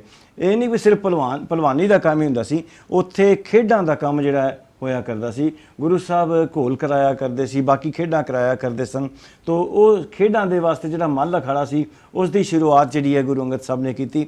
ਖਾਲੀ ਇੱਕ ਸਕੂਲ ਹੀ ਨਹੀਂ ਕਾਇਮ ਕੀਤਾ, ਸਪੋਰਟਸ ਐਜੂਕੇਸ਼ਨ ਵੀ ਉਹਨਾਂ ਨੇ ਸ਼ੁਰੂ ਕੀਤੀ, ਜਿਹੜੀ ਕਿ ਪੰਜਾਬ ਦੀ ਹਿਸਟਰੀ ਵਿੱਚ, ਕੀ ਦੁਨੀਆ ਦੀ ਹਿਸਟਰੀ ਵਿੱਚ ਵੀ ਅਜੇ ਸਪੋਰਟਸ ਐਜੂਕੇਸ਼ਨ ਨਹੀਂ ਸੀ। ਸਾਡੇ ਕੋਲ ਸਪੋਰਟਸ ਦੀ ਸਭ ਤੋਂ ਪੁਰਾਣੀ ਗੱਲ ਜਿਹੜੀ ਹੈ ਉਹ ਓਲੰਪਿਕ ਦੀ ਮਿਲਦੀ ਹੈ, 1896 ਦੀ ਗੱਲ ਹੈ, ਤੇ ਜਿਹੜੀ ਆਪਾਂ ਗੱਲ ਕਰ ਰਹੇ ਹਾਂ ਉਹ 1540 ਦੀ ਗੱਲ ਹੈ। ਉਸ ਤੋਂ ਦੇਖੋ 300 ਸਾਲ ਪਹਿਲਾਂ ਸਪੋਰਟਸ ਦਾ ਜਿਹੜਾ ਇੱਕ ਸਿਸਟਮ ਹੈ ਸਕੂਲਾਂ ਦੇ ਨਾਲ ਜੋੜਨ ਦਾ ਕੰਮ, ਉਹ ਗੁਰੂ ਅੰਗਦ ਸਾਹਿਬ ਨੇ ਕੀਤਾ। ਸੋ ਗੁਰੂ ਅੰਗਦ ਸਾਹਿਬ ਬੜੇ ਪਾਇਨੀਅਰ ਸਨ। ਪਾਇਨੀਅਰ ਉਹ ਹੁੰਦਾ ਹੈ ਜਿਹੜਾ ਕਿਸੇ ਲਹਿਰ ਨੂੰ ਸ਼ੁਰੂ ਕਰਦਾ ਹੈ। ਉਹਨਾਂ ਨੇ ਹਿਸਟਰੀ ਲਿਖਣ ਦੀ ਲਹਿਰ ਸ਼ੁਰੂ ਕੀਤੀ, ਉਹਨਾਂ ਨੇ ਲਿਪੀ ਜ਼ਬਾਨ ਨੂੰ ਫਾਰਮਲਾਈਜ਼ ਕਰਨ ਦੀ ਲਹਿਰ ਸ਼ੁਰੂ ਕੀਤੀ, ਉਹਨਾਂ ਨੇ ਸਕੂਲ ਸ਼ੁਰੂ ਕੀਤੇ, ਸਪੋਰਟਸ ਐਜੂਕੇਸ਼ਨ ਸ਼ੁਰੂ ਕੀਤੀ, ਔਰ ਇਸ ਸਪੋਰਟਸ ਐਜੂਕੇਸ਼ਨ ਦੇ ਨਾਲ ਜਿਹੜਾ ਹੈ ਬਹੁਤ ਸਾਰੇ ਸਿਹਤਮੰਦ ਜਿਹੜੇ ਬੱਚੇ ਫੀਲਡ ਵਿੱਚ ਆਏ। ਜਦੋਂ ਗੁਰੂ ਹਰਗੋਬਿੰਦ ਸਾਹਿਬ ਨੇ 1606 ਵਿੱਚ ਫੌਜ ਬਣਾਈ ਹੈ, ਤੇ ਇੱਕ ਖਿਆਲ ਰੱਖਿਓ ਵੀ ਉਸ ਫੌਜ ਨੂੰ ਬਣਾਉਣ ਵਾਸਤੇ ਜਿਹੜੇ ਨੌਜਵਾਨ ਚਾਹੀਦੇ ਸੀ ਉਹਦੀ ਜਿਹੜੀ ਸ਼ੁਰੂਆਤ ਹੈ ਉਹ ਵੀ ਮੱਲ ਅਖਾੜੇ ਵਿੱਚੋਂ ਹੋ ਚੁੱਕੀ ਸੀ। ਇਸ ਸਪੋਰਟਸ ਸਿਸਟਮ ਨੇ ਹੀ ਖਾਲਸਾ ਫੌਜ ਨੂੰ ਜਨਮ ਦਿੱਤਾ ਹੈ। ਸੋ ਖਾਲਸਾ ਫੌਜ ਗੁਰੂ ਨਾਨਕ ਦੀ ਸਿੱਖਿਆ ਮੁਤਾਬਕ ਗੁਰੂ ਅੰਗਦ ਸਾਹਿਬ ਦੇ ਮੱਲ ਅਖਾੜੇ ਵਿੱਚੋਂ ਹੁੰਦੀ ਹੋਈ 6ਵੀਂ ਪਾਤਸ਼ਾਹੀ ਦੀ ਜਿਹੜੀ ਹੈ ਖਾਲਸਾ ਫੌਜ ਕਾਇਮ ਕਰਨ ਦੇ ਵੇਲੇ ਤੱਕ ਕਾਇਮ ਹੋਈ। ਇਹ ਸੀ ਗੁਰੂ ਅੰਗਦ ਸਾਹਿਬ ਦੀ ਜਿਹੜੀ ਕਿ ਬਹੁ ਪੱਖੀ ਦੇਣ, ਸਿੱਖਾਂ ਨੂੰ ਵੀ, ਪੰਜਾਬ ਨੂੰ ਵੀ, ਵਿਦਿਆ ਔਰ ਸਪੋਰਟਸ ਦੇ ਖੇਤਰ ਨੂੰ ਵੀ, ਹਿਸਟਰੀ ਦੇ ਖੇਤਰ ਨੂੰ ਵੀ। ਮੈਂ ਤਾਂ ਕਈ ਵਾਰੀ ਦੰਗ ਰਹਿ ਜਾਂਦਾ ਕਿ 13 ਸਾਲ ਦਾ ਸਮਾਂ ਨਹੀਂ ਬੰਦਾ ਗੁਰੂ ਅੰਗਦ ਸਾਹਿਬ ਦਾ। 1539 ਤੋਂ ਲੈ ਕੇ 52 'ਚ ਉਹ ਜੋਤੀ ਜੋਤ ਸਮਾਉਂਦੇ ਨੇ, ਚੜ੍ਹਾਈ ਕਰਦੇ ਨੇ। 13 ਸਾਲ ਵਿੱਚੋਂ ਉਹ ਉੱਠ ਕੇ ਖਡੂਰ ਵੀ ਆਉਂਦੇ ਨੇ ਤੇ ਸਾਰੇ ਪਾਸੇ ਪ੍ਰਚਾਰ ਕਰਨ ਵੀ ਜਾਂਦੇ ਨੇ ਕਈ ਪਾਸੇ। ਤੇ ਇਸ ਸਾਰੇ ਪੀਰੀਅਡ ਵਿੱਚ ਐਡੇ ਵੱਡੇ 5 ਜਿਹੜੇ ਉਹਨਾਂ ਨੇ ਕੰਮ ਅੰਜਾਮ ਕੀਤੇ ਨੇ, ਇਹ ਸੱਚੀ ਮੁੱਚੀ ਆਪਣੇ ਆਪ 'ਚ ਕਮਾਲ ਹੈ। ਤੇ ਹਿਸਟਰੀ ਜਿਹੜੀ ਹੈ ਇਸ ਕਰਕੇ ਹੀ ਉਹਨਾਂ ਨੂੰ ਇੱਕ ਵਿਲੱਖਣ ਮੋਢੀ ਦੇ ਤੌਰ ਤੇ ਯਾਦ ਕਰਦੀ ਹੈ। ਇਸ ਦੇ ਨਾਲ ਹੀ ਵੀਰ ਜੀ ਇੱਕ ਬੜੀ ਹੋਰ ਵਿਲੱਖਣ ਗੱਲ ਆ, ਜੋ ਗੁਰੂ ਅੰਗਦ ਸਾਹਿਬ ਜੀ ਨੇ ਲੰਗਰ ਨੂੰ ਹੋਰ ਵੱਡੇ ਪੱਧਰ ਤੇ ਚਲਾਇਆ ਤੇ ਖਾਸ ਤੌਰ ਤੇ ਆਪਣੀ ਪਤਨੀ ਮਾਤਾ ਖੀਵੀ ਜੀ ਨੂੰ ਲੰਗਰ ਦਾ ਇੰਚਾਰਜ ਬਣਾ ਕੇ ਬੀਬੀਆਂ ਨੂੰ ਵੱਡੀ ਜ਼ਿੰਮੇਵਾਰੀ ਸਾਂਭਣ ਦੇ ਯੋਗ ਬਣਾਇਆ। ਬਿਲਕੁਲ, ਲੰਗਰ ਦਾ ਸਿਸਟਮ ਜਿਹੜਾ ਹੈ ਨਾ ਉਹ 1522 ਤੋਂ ਹੀ ਸਿੱਖ ਜੀਵਨ ਜਾਂਚ ਦਾ ਹਿੱਸਾ ਸੀ। ਜਦੋਂ ਗੁਰੂ ਨਾਨਕ ਸਾਹਿਬ ਨੇ ਕਰਤਾਰਪੁਰ ਬਣਾਇਆ, ਖੇਤੀ ਕਰਦੇ ਸਨ, ਜਿਹੜੀ ਉਹਦੇ ਚੋਂ ਪੈਦਾਵਾਰ ਹੁੰਦੀ ਸੀ, ਆਉਣ ਵਾਲੀਆਂ ਸੰਗਤਾਂ ਵੀ ਆਪਣਾ ਹਿੱਸਾ ਪਾਉਂਦੀਆਂ ਹੋਣਗੀਆਂ ਯਕੀਨਨ, ਤਾਂ ਉਹਨਾਂ ਵਾਸਤੇ ਲੰਗਰ ਸ਼ੁਰੂ ਕੀਤਾ ਸੀ ਗੁਰੂ ਨਾਨਕ ਸਾਹਿਬ ਨੇ। ਲੰਗਰ ਦੀ ਸ਼ੁਰੂਆਤ ਤਾਂ ਗੁਰੂ ਨਾਨਕ ਸਾਹਿਬ ਦੀ ਹੈ। ਤੇ ਗੁਰੂ ਅੰਗਦ ਸਾਹਿਬ ਵੇਲੇ ਜਿਹੜਾ ਲੰਗਰ ਸ਼ੁਰੂ ਹੋ ਗਿਆ ਸੀ, ਜਿਸ ਤਰ੍ਹਾਂ ਸੱਤਾ ਤੇ ਬਲਵੰਡ ਨੇ ਜ਼ਿਕਰ ਕੀਤਾ ਹੈ ਮਾਤਾ ਖੀਵੀ ਦਾ, ਉਹਨਾਂ ਦੀ ਪਤਨੀ ਦਾ, ਵੀ ਉਹ ਸਾਧ ਸੰਗਤ ਦੀ ਸੇਵਾ ਕਰਦੇ ਸਨ। ਇਹ ਨਹੀਂ ਵੀ ਜਿੱਦਾਂ ਡੇਰੇਦਾਰ ਨੇ ਅੱਜ ਕੱਲ੍ਹ ਦੇ, ਉਹਨਾਂ ਦੀਆਂ ਘਰ ਵਾਲੀਆਂ ਨੇ ਤਾਂ ਮੋਟੇ ਢਿੱਡ ਉਹਨਾਂ ਦੇ ਆਪਣੇ ਵਧੇ ਹੁੰਦੇ ਤੇ ਇਹਨਾਂ ਦੇ ਵਧੇ ਹੁੰਦੇ ਆ, ਖਾ ਪੀ ਕੇ ਤੇ ਸੁੱਤੇ ਰਹਿੰਦੇ ਆ, ਆਰਾਮ ਕਰਦੇ ਨੇ, ਸੁੱਖ ਦੀਆਂ ਸੇਜਾਂ ਲੈਂਦੇ ਨੇ ਤੇ ਲਾਲ ਬੱਤੀ ਵਾਲੀਆਂ ਕਾਰਾਂ ਸੈਰਾਂ ਕਰਦੇ ਨੇ। ਇਸ ਤਰ੍ਹਾਂ ਨਹੀਂ ਸੀਗਾ। ਪੈਦਲ ਤੁਰਨ ਵਾਲੇ ਗੁਰੂ ਨਾਨਕ ਸਾਹਿਬ, ਖੇਤੀ ਕਰਨ ਵਾਲੇ ਗੁਰੂ ਨਾਨਕ ਸਾਹਿਬ, ਸੰਗਤ ਦੀ ਸੇਵਾ ਗੁਰੂ ਅੰਗਦ ਸਾਹਿਬ ਕਿਸੇ ਵੇਲੇ ਮੁੰਜ ਦੌਣ ਵੀ ਬਣਾਇਆ ਕਰਦੇ ਸਨ, ਵਾਣ ਵੀ ਵਟਦੇ ਹੁੰਦੇ ਸਨ, ਯਾਨੀ ਮਤਲਬ ਸਾਰੀ ਕਿਰਤੀ ਵਾਲਾ ਕੰਮ ਉਹ ਵੀ ਕਰਿਆ ਕਰਦੇ ਸਨ। ਤੇ ਇਹ ਜਿਹੜੀ ਲੰਗਰ ਦੀ ਹੈ ਗੁਰੂ ਨਾਨਕ ਸਾਹਿਬ ਵਾਲੀ ਲਹਿਰ, ਇਸ ਨੂੰ ਗੁਰੂ ਅੰਗਦ ਸਾਹਿਬ ਨੇ ਕੀਤਾ। ਤੇ ਗੁਰੂ ਅੰਗਦ ਸਾਹਿਬ ਦੀ ਘਰ ਵਾਲੀ ਪਤਨੀ ਉਹਨਾਂ ਦੀ ਮਾਤਾ ਖੀਵੀ ਜਿਹੜੀ ਹੈ ਸੰਗਤ ਦੀ ਸੇਵਾ ਕਰਦੇ ਸਨ। ਇੱਕ ਪਰ ਖਿਆਲ ਰੱਖਣ ਦੀ ਲੋੜ ਹੈ। ਇੱਕ ਆਪਾਂ ਆਮ ਤੌਰ ਤੇ ਦੇਖਦੇ ਹਾਂ ਕਿ ਕੁਝ ਲੋਕ ਮਾਤਾ ਖੀਵੀ ਦੇ ਨਾਲ ਲੰਗਰ ਵਿੱਚ ਖੀਰ ਘਿਆਲੀ ਦਾ ਜ਼ਿਕਰ ਕਰਦੇ ਨੇ। ਇਹਦਾ ਮਤਲਬ ਇਹ ਨਹੀਂ ਕਿ ਦੇਸੀ ਘਿਓ ਵਾਲੀ ਖੀਰ ਬਣਾਇਆ ਕਰਦੇ ਸਨ। ਉਹ ਕਹਿੰਦੇ ਵੀ ਜਿਹੜਾ ਅੰਮ੍ਰਿਤ ਵੰਡਿਆ ਜਾਂਦਾ ਹੈ ਉੱਥੇ ਬਾਣੀ ਦਾ, ਉਹ ਇਸ ਤਰ੍ਹਾਂ ਹੈ ਜਿਵੇਂ ਘਿਓ ਵਾਲੀ ਖੀਰ। ਕੁਝ ਲੋਕਾਂ ਨੇ ਇਸ ਲਾਈਨ ਦੇ ਅਰਥ ਗਲਤ ਕੱਢਣ ਦੀ ਕੋਸ਼ਿਸ਼ ਕੀਤੀ ਹੈ, ਵੀ ਰਸ ਅੰਮ੍ਰਿਤ ਖੀਰ ਘਿਆਲੀ, ਵੀ ਲੰਗਰ ਦੇ ਵਿੱਚ ਘਿਓ ਵਾਲੀ ਖੀਰ ਵਰਤੀ ਜਾਂਦੀ ਸੀ। ਇਹ ਨਹੀਂ ਹੈ। ਜਿਹੜਾ ਗੁਰਬਾਣੀ ਦਾ ਉੱਥੇ ਅੰਮ੍ਰਿਤ ਵੰਡਿਆ ਜਾਂਦਾ ਸੀ ਉਹ ਇਸ ਤਰ੍ਹਾਂ ਸੀ ਜਿਸ ਤਰ੍ਹਾਂ ਘਿਓ ਵਾਲੀ ਖੀਰ ਹੋਵੇ। ਬਾਕੀ ਤੁਹਾਡੀ ਗੱਲ ਬਿਲਕੁਲ ਸਹੀ ਹੈ ਕਿ ਮਾਤਾ ਖੀਵੀ ਸਿੱਖੀ ਵਿੱਚ ਮਾਤਾ ਸੁਲੱਖਣੀ ਤੋਂ ਬਾਅਦ, ਮਾਤਾ ਸੁਲੱਖਣੀ ਵੀ ਸੇਵਾ ਕੀਤੀ ਹੈ ਕਰਤਾਰਪੁਰ ਵਿੱਚ ਰਹਿੰਦਿਆਂ, ਤੇ ਬੇਬੇ ਨਾਨਕੀ ਨੇ ਵੀ ਸੇਵਾ ਕੀਤੀ ਕਿਸੇ ਜ਼ਮਾਨੇ ਵਿੱਚ। ਮਾਤਾ ਤ੍ਰਿਪਤਾ ਨੇ ਵੀ ਸੇਵਾ ਕੀਤੀ ਹੈ, ਕਿਉਂਕਿ ਮਾਤਾ ਤ੍ਰਿਪਤਾ ਵੀ ਜਿਹੜੀ ਹੈ ਕਰਤਾਰਪੁਰ ਵਿੱਚ ਆ ਕੇ ਰਹੇ ਨੇ। ਤੋ ਇਹ ਉਸ ਲੜੀ ਨੂੰ ਮਾਤਾ ਖੀਵੀ ਨੇ ਸਭ ਤੋਂ ਅੱਗੇ ਹੋ ਕੇ ਚਲਾਇਆ ਹੈ। ਤੋ ਇਹ ਗੁਰੂ ਅੰਗਦ ਸਾਹਿਬ ਦੇ ਨਾਲ ਨਾਲ ਉਹਨਾਂ ਦੀ ਪਤਨੀ ਦੀ ਵੀ ਸੇਵਾ ਜਿਹੜੀ ਹੈ ਉਹ ਕਬੂਲ ਹੈ। ਕੌਮ ਨੂੰ ਹਿਸਟਰੀ ਵਿੱਚ ਉਹਦਾ ਵੀ ਬੜਾ ਸੋਹਣਾ ਜ਼ਿਕਰ ਹੁੰਦਾ। ਅੱਛਾ ਦਲਗੀਰ ਜੀ, ਇਸੇ ਪਰਿਵਾਰ ਦੇ ਵਿੱਚੋਂ ਬੀਬੀ ਅਮਰੋਜੀ ਹੋਏ ਨੇ ਗੁਰੂ ਅੰਗਦ ਸਾਹਿਬ ਜੀ ਦੀ ਜੋ ਬੇਟੀ ਸੀ, ਤੇ ਗੁਰੂ ਅਮਰਦਾਸ ਜੀ ਦੀ ਭਤੀਜ ਨੂੰਹ ਸੀ, ਤੇ ਗੁਰੂ ਅਮਰਦਾਸ ਜੀ ਨੂੰ ਗੁਰੂ ਅੰਗਦ ਸਾਹਿਬ ਜੀ ਨਾਲ ਮਿਲਾਉਣ ਦਾ ਜ਼ਰੀਆ ਵੀ ਉਹ ਬਣੀ। ਬਿਲਕੁਲ। ਤੇ ਤੀਜੇ ਪਾਤਸ਼ਾਹ ਦੀ ਗੱਲ ਚੱਲੀ ਗੁਰੂ ਅਮਰਦਾਸ ਜੀ ਮਹਾਰਾਜ ਦੀ, ਉਹਨਾਂ ਦੇ ਜੀਵਨ ਬਾਰੇ ਕੁਝ ਦੱਸੋ। ਗੁਰੂ ਅਮਰਦਾਸ ਸਾਹਿਬ ਦਾ ਜਨਮ ਬਾਸਰਕੇ ਗਿੱਲਾਂ ਵਿੱਚ ਹੋਇਆ। ਠੀਕ ਹੈ। ਜਿਹਨੂੰ ਪਹਿਲਾਂ ਸਿਰਫ ਬਾਸਰਕੇ ਕਹਿੰਦੇ ਸੀ, ਤੇ ਗਿੱਲ ਬਰਾਦਰੀ ਨੇ ਜਦੋਂ ਇੱਥੇ ਘਰ ਬਣਾ ਲਏ ਤਾਂ ਬਾਸਰਕੇ ਗਿੱਲਾਂ ਦੇ ਨਾਲ ਜੁੜ ਗਿਆ। ਪਿਤਾ ਦਾ ਨਾਂ ਤੇਜਭਾਨ ਸੀ ਤੇ ਮਾਤਾ ਦਾ ਨਾਂ ਲੱਖੋ। ਠੀਕ ਹੈ। ਹੁਣ ਗੁਰੂ ਅਮਰਦਾਸ ਸਾਹਿਬ ਦੀ ਜਨਮ ਤਾਰੀਖ ਬਾਰੇ ਇੱਕ ਬੜਾ ਵੱਡਾ ਮਸਲਾ ਬਣਦਾ ਹੈ। ਸਾਡੇ ਕੋਲ ਕਈ ਕਿਤਾਬਾਂ ਵਿੱਚ 1479 ਉਹਨਾਂ ਦਾ ਜਨਮ ਹੈ, ਯਾਨੀ ਕਿ 25 ਸਾਲ ਵੱਡੇ ਗੁਰੂ ਅੰਗਦ ਸਾਹਿਬ ਤੋਂ। ਤੇ ਜਦ ਕਿ ਸਾਡੇ ਕੋਲ ਬਹੁਤ ਪੁਰਾਣੇ ਸੋਮੇ ਜਿਹੜੇ ਨੇ ਉਹ 1509 ਸਨ ਉਹਨਾਂ ਦਾ ਜਨਮ ਦੱਸਦੇ ਨੇ, ਯਾਨੀ 30 ਸਾਲ ਦਾ ਫਰਕ। ਤੋ ਜਿਹੜੀ ਮੈਂ ਖੋਜ ਕੀਤੀ ਹੈ ਉਹਦੇ ਮੁਤਾਬਕ ਇਹ ਹੈ, ਕੇਸਰ ਸਿੰਘ ਛਿੱਬਰ ਨੇ ਬੜਾ ਸੋਹਣਾ ਲਿਖਿਆ ਹੈ ਕਿ ਗੁਰੂ ਅਮਰਦਾਸ ਜਨਮੇ ਖੱਟ 60। ਖੱਟ 60 ਦਾ ਮਤਲਬ ਹੈ 6 + 60 66। 1566 ਸੰਮਤ ਤੇ ਜਿਹੜੀ ਕਿ 1509 ਬਣਦੀ ਹੈ। ਹੁਣ ਤੁਸੀਂ ਜਿਹੜਾ ਛੀਕਾ ਹੈ ਗੁਰਮੁਖੀ ਦਾ, ਉਹਨੂੰ ਜੇਕਰ ਥੋੜਾ ਜਿਹਾ ਟੇਢਾ ਹੋ ਜਾਵੇ ਤੇ ਉਹ ਤੀਆ ਬਣ ਜਾਂਦਾ ਹੈ। ਬਿਲਕੁਲ। ਇੱਕ ਲਕੀਰ ਉੱਪਰ ਦੀ ਥਾਂ ਥੱਲੇ ਆ ਜਾਵੇ ਤੇ ਉਹ 6 ਦਾ 3 ਬਣ ਜਾਂਦਾ ਹੈ। ਮੇਰਾ ਅੰਦਾਜ਼ਾ ਹੈ ਵੀ ਜਿਹੜੀ ਗਲਤੀ ਹੋਈ ਹੋਵੇਗੀ ਪਹਿਲੇ ਲੇਖਕ ਕੋਲੋਂ, ਉਹ ਇਸ ਤਰ੍ਹਾਂ ਹੀ ਹੋਏਗੀ ਕਿ ਪਹਿਲਾ ਛੀਕਾ ਤੀਕਾ ਬਣ ਗਿਆ ਹੋਵੇਗਾ ਤੇ 36 ਦੇ ਕਾਰਨ ਉਹ 1479 ਕੈਲਕੂਲੇਟ ਕਰ ਬੈਠੇ, ਜਦ ਕਿ ਅਸਲ ਜਿਹੜਾ ਹੈ 1479 ਦੀ ਥਾਂ ਤੇ 1509 ਹੈ। ਇੱਕ ਹੋਰ ਬੜੀ ਦਿਲਚਸਪ ਗੱਲ ਹੈ, ਜੇਕਰ ਆਪਾਂ 1479 ਦੀ ਗੱਲ ਕਰੀਏ ਤੇ ਫਿਰ ਇਹਦਾ ਮਤਲਬ ਗੁਰੂ ਅਮਰਦਾਸ ਸਾਹਿਬ ਦਾ ਵਿਆਹ ਜਿਹੜਾ ਹੈ 60 ਸਾਲ ਦੀ ਉਮਰ ਤੋਂ ਬਾਅਦ ਹੋਇਆ ਹੈ ਤੇ ਉਹਨਾਂ ਦੇ ਬੱਚੇ ਵੀ 60 ਸਾਲ ਦੀ ਉਮਰ ਤੋਂ ਬਾਅਦ ਹੋਏ ਹਨ। ਇਹ ਇੱਥੋਂ ਹੀ ਥੋੜਾ ਜਿਹਾ ਇੱਕ ਬੰਦਾ ਆਮ ਅੰਦਾਜ਼ਾ ਲਾ ਸਕਦਾ ਹੈ ਕਿ ਜੋ ਸਿਸਟਮ ਬਾਇਓਲੋਜੀਕਲ ਹੈ ਕਿ ਉਹਦੇ 'ਚ ਇਹ ਕੀ ਮੁਮਕਿਨ ਹੈ। ਤੋ ਇਸ ਤਰ੍ਹਾਂ ਮੈਂ ਸਮਝਣਾ ਵੀ ਅਸਲ ਡੇਟ ਜਿਹੜੀ ਹੈ ਉਹ 1509 ਹੀ ਹੈ ਤੇ ਜਿਹੜੀ ਗੁਰੂ ਅਮਰਦਾਸ ਸਾਹਿਬ ਦਾ 95 ਸਾਲ ਦੀ ਉਮਰ ਕਹਿੰਦੇ ਆ ਉਹ ਨਹੀਂ ਹੈ, 65 ਸਾਲ ਹੈ। ਉਂਝ ਵੀ ਜਿਹੜਾ ਕਿਹਾ ਜਾਂਦਾ ਹੈ ਕਿ ਗੁਰੂ ਅੰਗਦ ਸਾਹਿਬ ਦੀ ਉਹ ਸੇਵਾ ਕਰਿਆ ਕਰਦੇ ਸਨ ਜਾਂ ਸੰਗਤ ਦੀ ਸੇਵਾ ਕਰਿਆ ਕਰਦੇ ਸਨ ਤੇ ਉਹ 90 ਸਾਲ ਦੀ ਉਮਰ ਵਿੱਚ ਸੇਵਾ ਕਰਿਆ ਕਰਦੇ ਸਨ ਜਾਂ 70 ਸਾਲ ਦੀ ਉਮਰ ਵਿੱਚ ਸੇਵਾ ਕਰਿਆ ਕਰਦੇ ਸਨ, ਉਹ ਵੀ ਸਹੀ ਨਹੀਂ ਸਾਬਤ ਹੁੰਦਾ, ਕਿਉਂਕਿ ਗੁਰੂ ਅਮਰਦਾਸ ਸਾਹਿਬ ਦਾ ਜਨਮ 1509 ਵਿੱਚ ਆਇਆ ਤੇ ਉਹ ਉਹਨਾਂ ਦੇ ਕੋਲ ਆਉਂਦੇ ਆ 1540 ਤੋਂ ਬਾਅਦ, ਯਾਨੀ ਕਿ 31 ਸਾਲ ਦੀ ਉਮਰ 'ਚ, ਨਾ ਕਿ 61 ਸਾਲ ਦੀ ਉਮਰ ਵਿੱਚ। ਅੱਛਾ ਵੀਰ ਜੀ, ਦੁਨਿਆਵੀ ਤੌਰ ਤੇ ਆਪਾਂ ਦੇਖੀਏ ਤਾਂ ਕੁੜਮਾਚਾਰੀ ਵਾਲੀ ਰਿਸ਼ਤੇਦਾਰੀ ਤੇ ਫਿਰ ਵੀ ਉਹਨਾਂ ਨੇ ਬਹੁਤ ਸੇਵਾ ਕੀਤੀ ਉੱਥੇ ਖਡੂਰ ਸਾਹਿਬ ਰਹਿੰਦਿਆਂ ਹੋਇਆਂ। ਉਹ ਕਿਸ ਤਰ੍ਹਾਂ ਦੀ ਸੇਵਾ ਕੀਤੀ, ਉਹਨਾਂ ਨੇ ਕਿਹੜੀ ਘਾਲਣਾ ਘਾਲੀ ਜਿਸ ਕਾਰਨ ਉਹ ਗੁਰੂ ਅੰਗਦ ਸਾਹਿਬ ਦੀਆਂ ਨਜ਼ਰਾਂ ਵਿੱਚ ਪ੍ਰਵਾਨ ਹੋਏ? ਗੱਲ ਇਹ ਵੀ ਗੁਰੂ ਅਮਰਦਾਸ ਸਾਹਿਬ ਨੇ ਉਹੀ ਰੋਲ ਕੀਤਾ ਜੋ ਗੁਰੂ ਅੰਗਦ ਸਾਹਿਬ ਨੇ ਕੀਤਾ ਸੀ। ਠੀਕ ਹੈ। ਜਿਵੇਂ ਗੁਰੂ ਅੰਗਦ ਸਾਹਿਬ ਨੇ ਕਰਤਾਰਪੁਰ ਵਿੱਚ ਰਹਿ ਕੇ ਸੇਵਾ ਕੀਤੀ ਸੀ, ਗੁਰਬਾਣੀ ਦੀ ਸਿੱਖਿਆ ਲਈ ਸੀ, ਫਿਲਾਸਫੀ ਸਮਝੀ ਸੀ, ਜਥੇਬੰਦਕ ਸਾਰਾ ਸਿਸਟਮ ਸਮਝਿਆ ਸੀ, ਇਸੇ ਤਰ੍ਹਾਂ ਗੁਰੂ ਅਮਰਦਾਸ ਸਾਹਿਬ ਨੇ ਭਾਵੇਂ ਕੁੜਮਾਚਾਰੀ ਸੀ, ਕੁੜਮਾਚਾਰੀ ਦਾ ਜਿਹੜਾ ਗੁਰੂ ਘਰ ਵਿੱਚ ਕੋਈ ਰਿਸ਼ਤੇਦਾਰੀਆਂ ਨਹੀਂ ਹੁੰਦੀਆਂ। ਗੁਰੂ ਘਰ ਵਿੱਚ ਤੁਹਾਡਾ ਆਪਣਾ ਕੀਤਾ ਗਿਆ ਰੋਲ ਹੈ ਵੀ ਤੁਸੀਂ ਕਿਸ ਦੇ ਕਾਬਿਲ ਹੋ ਤੇ ਤੁਸੀਂ ਕੀ ਉੱਥੇ ਸੇਵਾ ਕਰਦੇ ਹੋ। ਤਾਂ ਗੁਰੂ ਅਮਰਦਾਸ ਸਾਹਿਬ ਵੀ ਉੱਥੇ ਸੇਵਾ ਕਰਦੇ ਰਹੇ। ਗੁਰੂ ਤੇ ਸਿੱਖ ਵਾਲਾ ਸੰਬੰਧ ਹੈ। ਬਿਲਕੁਲ, ਗੁਰਬਾਣੀ ਦੀ ਸਿੱਖਿਆ ਸਮਝਦੇ ਰਹੇ, ਗੁਰਬਾਣੀ ਲਿਖਦੇ ਪੜ੍ਹਦੇ ਰਹੇ ਤੇ ਉਹਦੀ ਜਿਸ ਤਰ੍ਹਾਂ ਗੁਰੂ ਅੰਗਦ ਸਾਹਿਬ ਵੀ ਕਥਾ ਕਰਨ ਲੱਗ ਪਏ ਸਨ, ਉਹ ਵੀ ਉੱਥੇ ਕਥਾ ਕਰਨ ਲੱਗ ਪਏ। ਤੇ ਇੱਕ ਆਮ ਤੌਰ ਤੇ ਜਿਹੜੀ ਕਹਾਣੀ ਸ਼ਾਮਿਲ ਕੀਤੀ ਜਾਂਦੀ ਹੈ ਵੀ ਗੁਰੂ ਸਾਹਿਬ ਨੂੰ ਸਿਰਫ ਸੇਵਾ ਕਰਨ ਬਦਲੇ ਗੱਦੀ ਮਿਲੀ, ਜਿੱਦਾਂ ਕਿ ਗੁਰੂ ਅੰਗਦ ਸਾਹਿਬ ਬਾਰੇ ਵੀ ਕਿਹਾ ਜਾਂਦਾ ਹੈ। ਤਾਂ ਇਹ ਗੱਲ ਸਹੀ ਨਹੀਂ ਹੈ।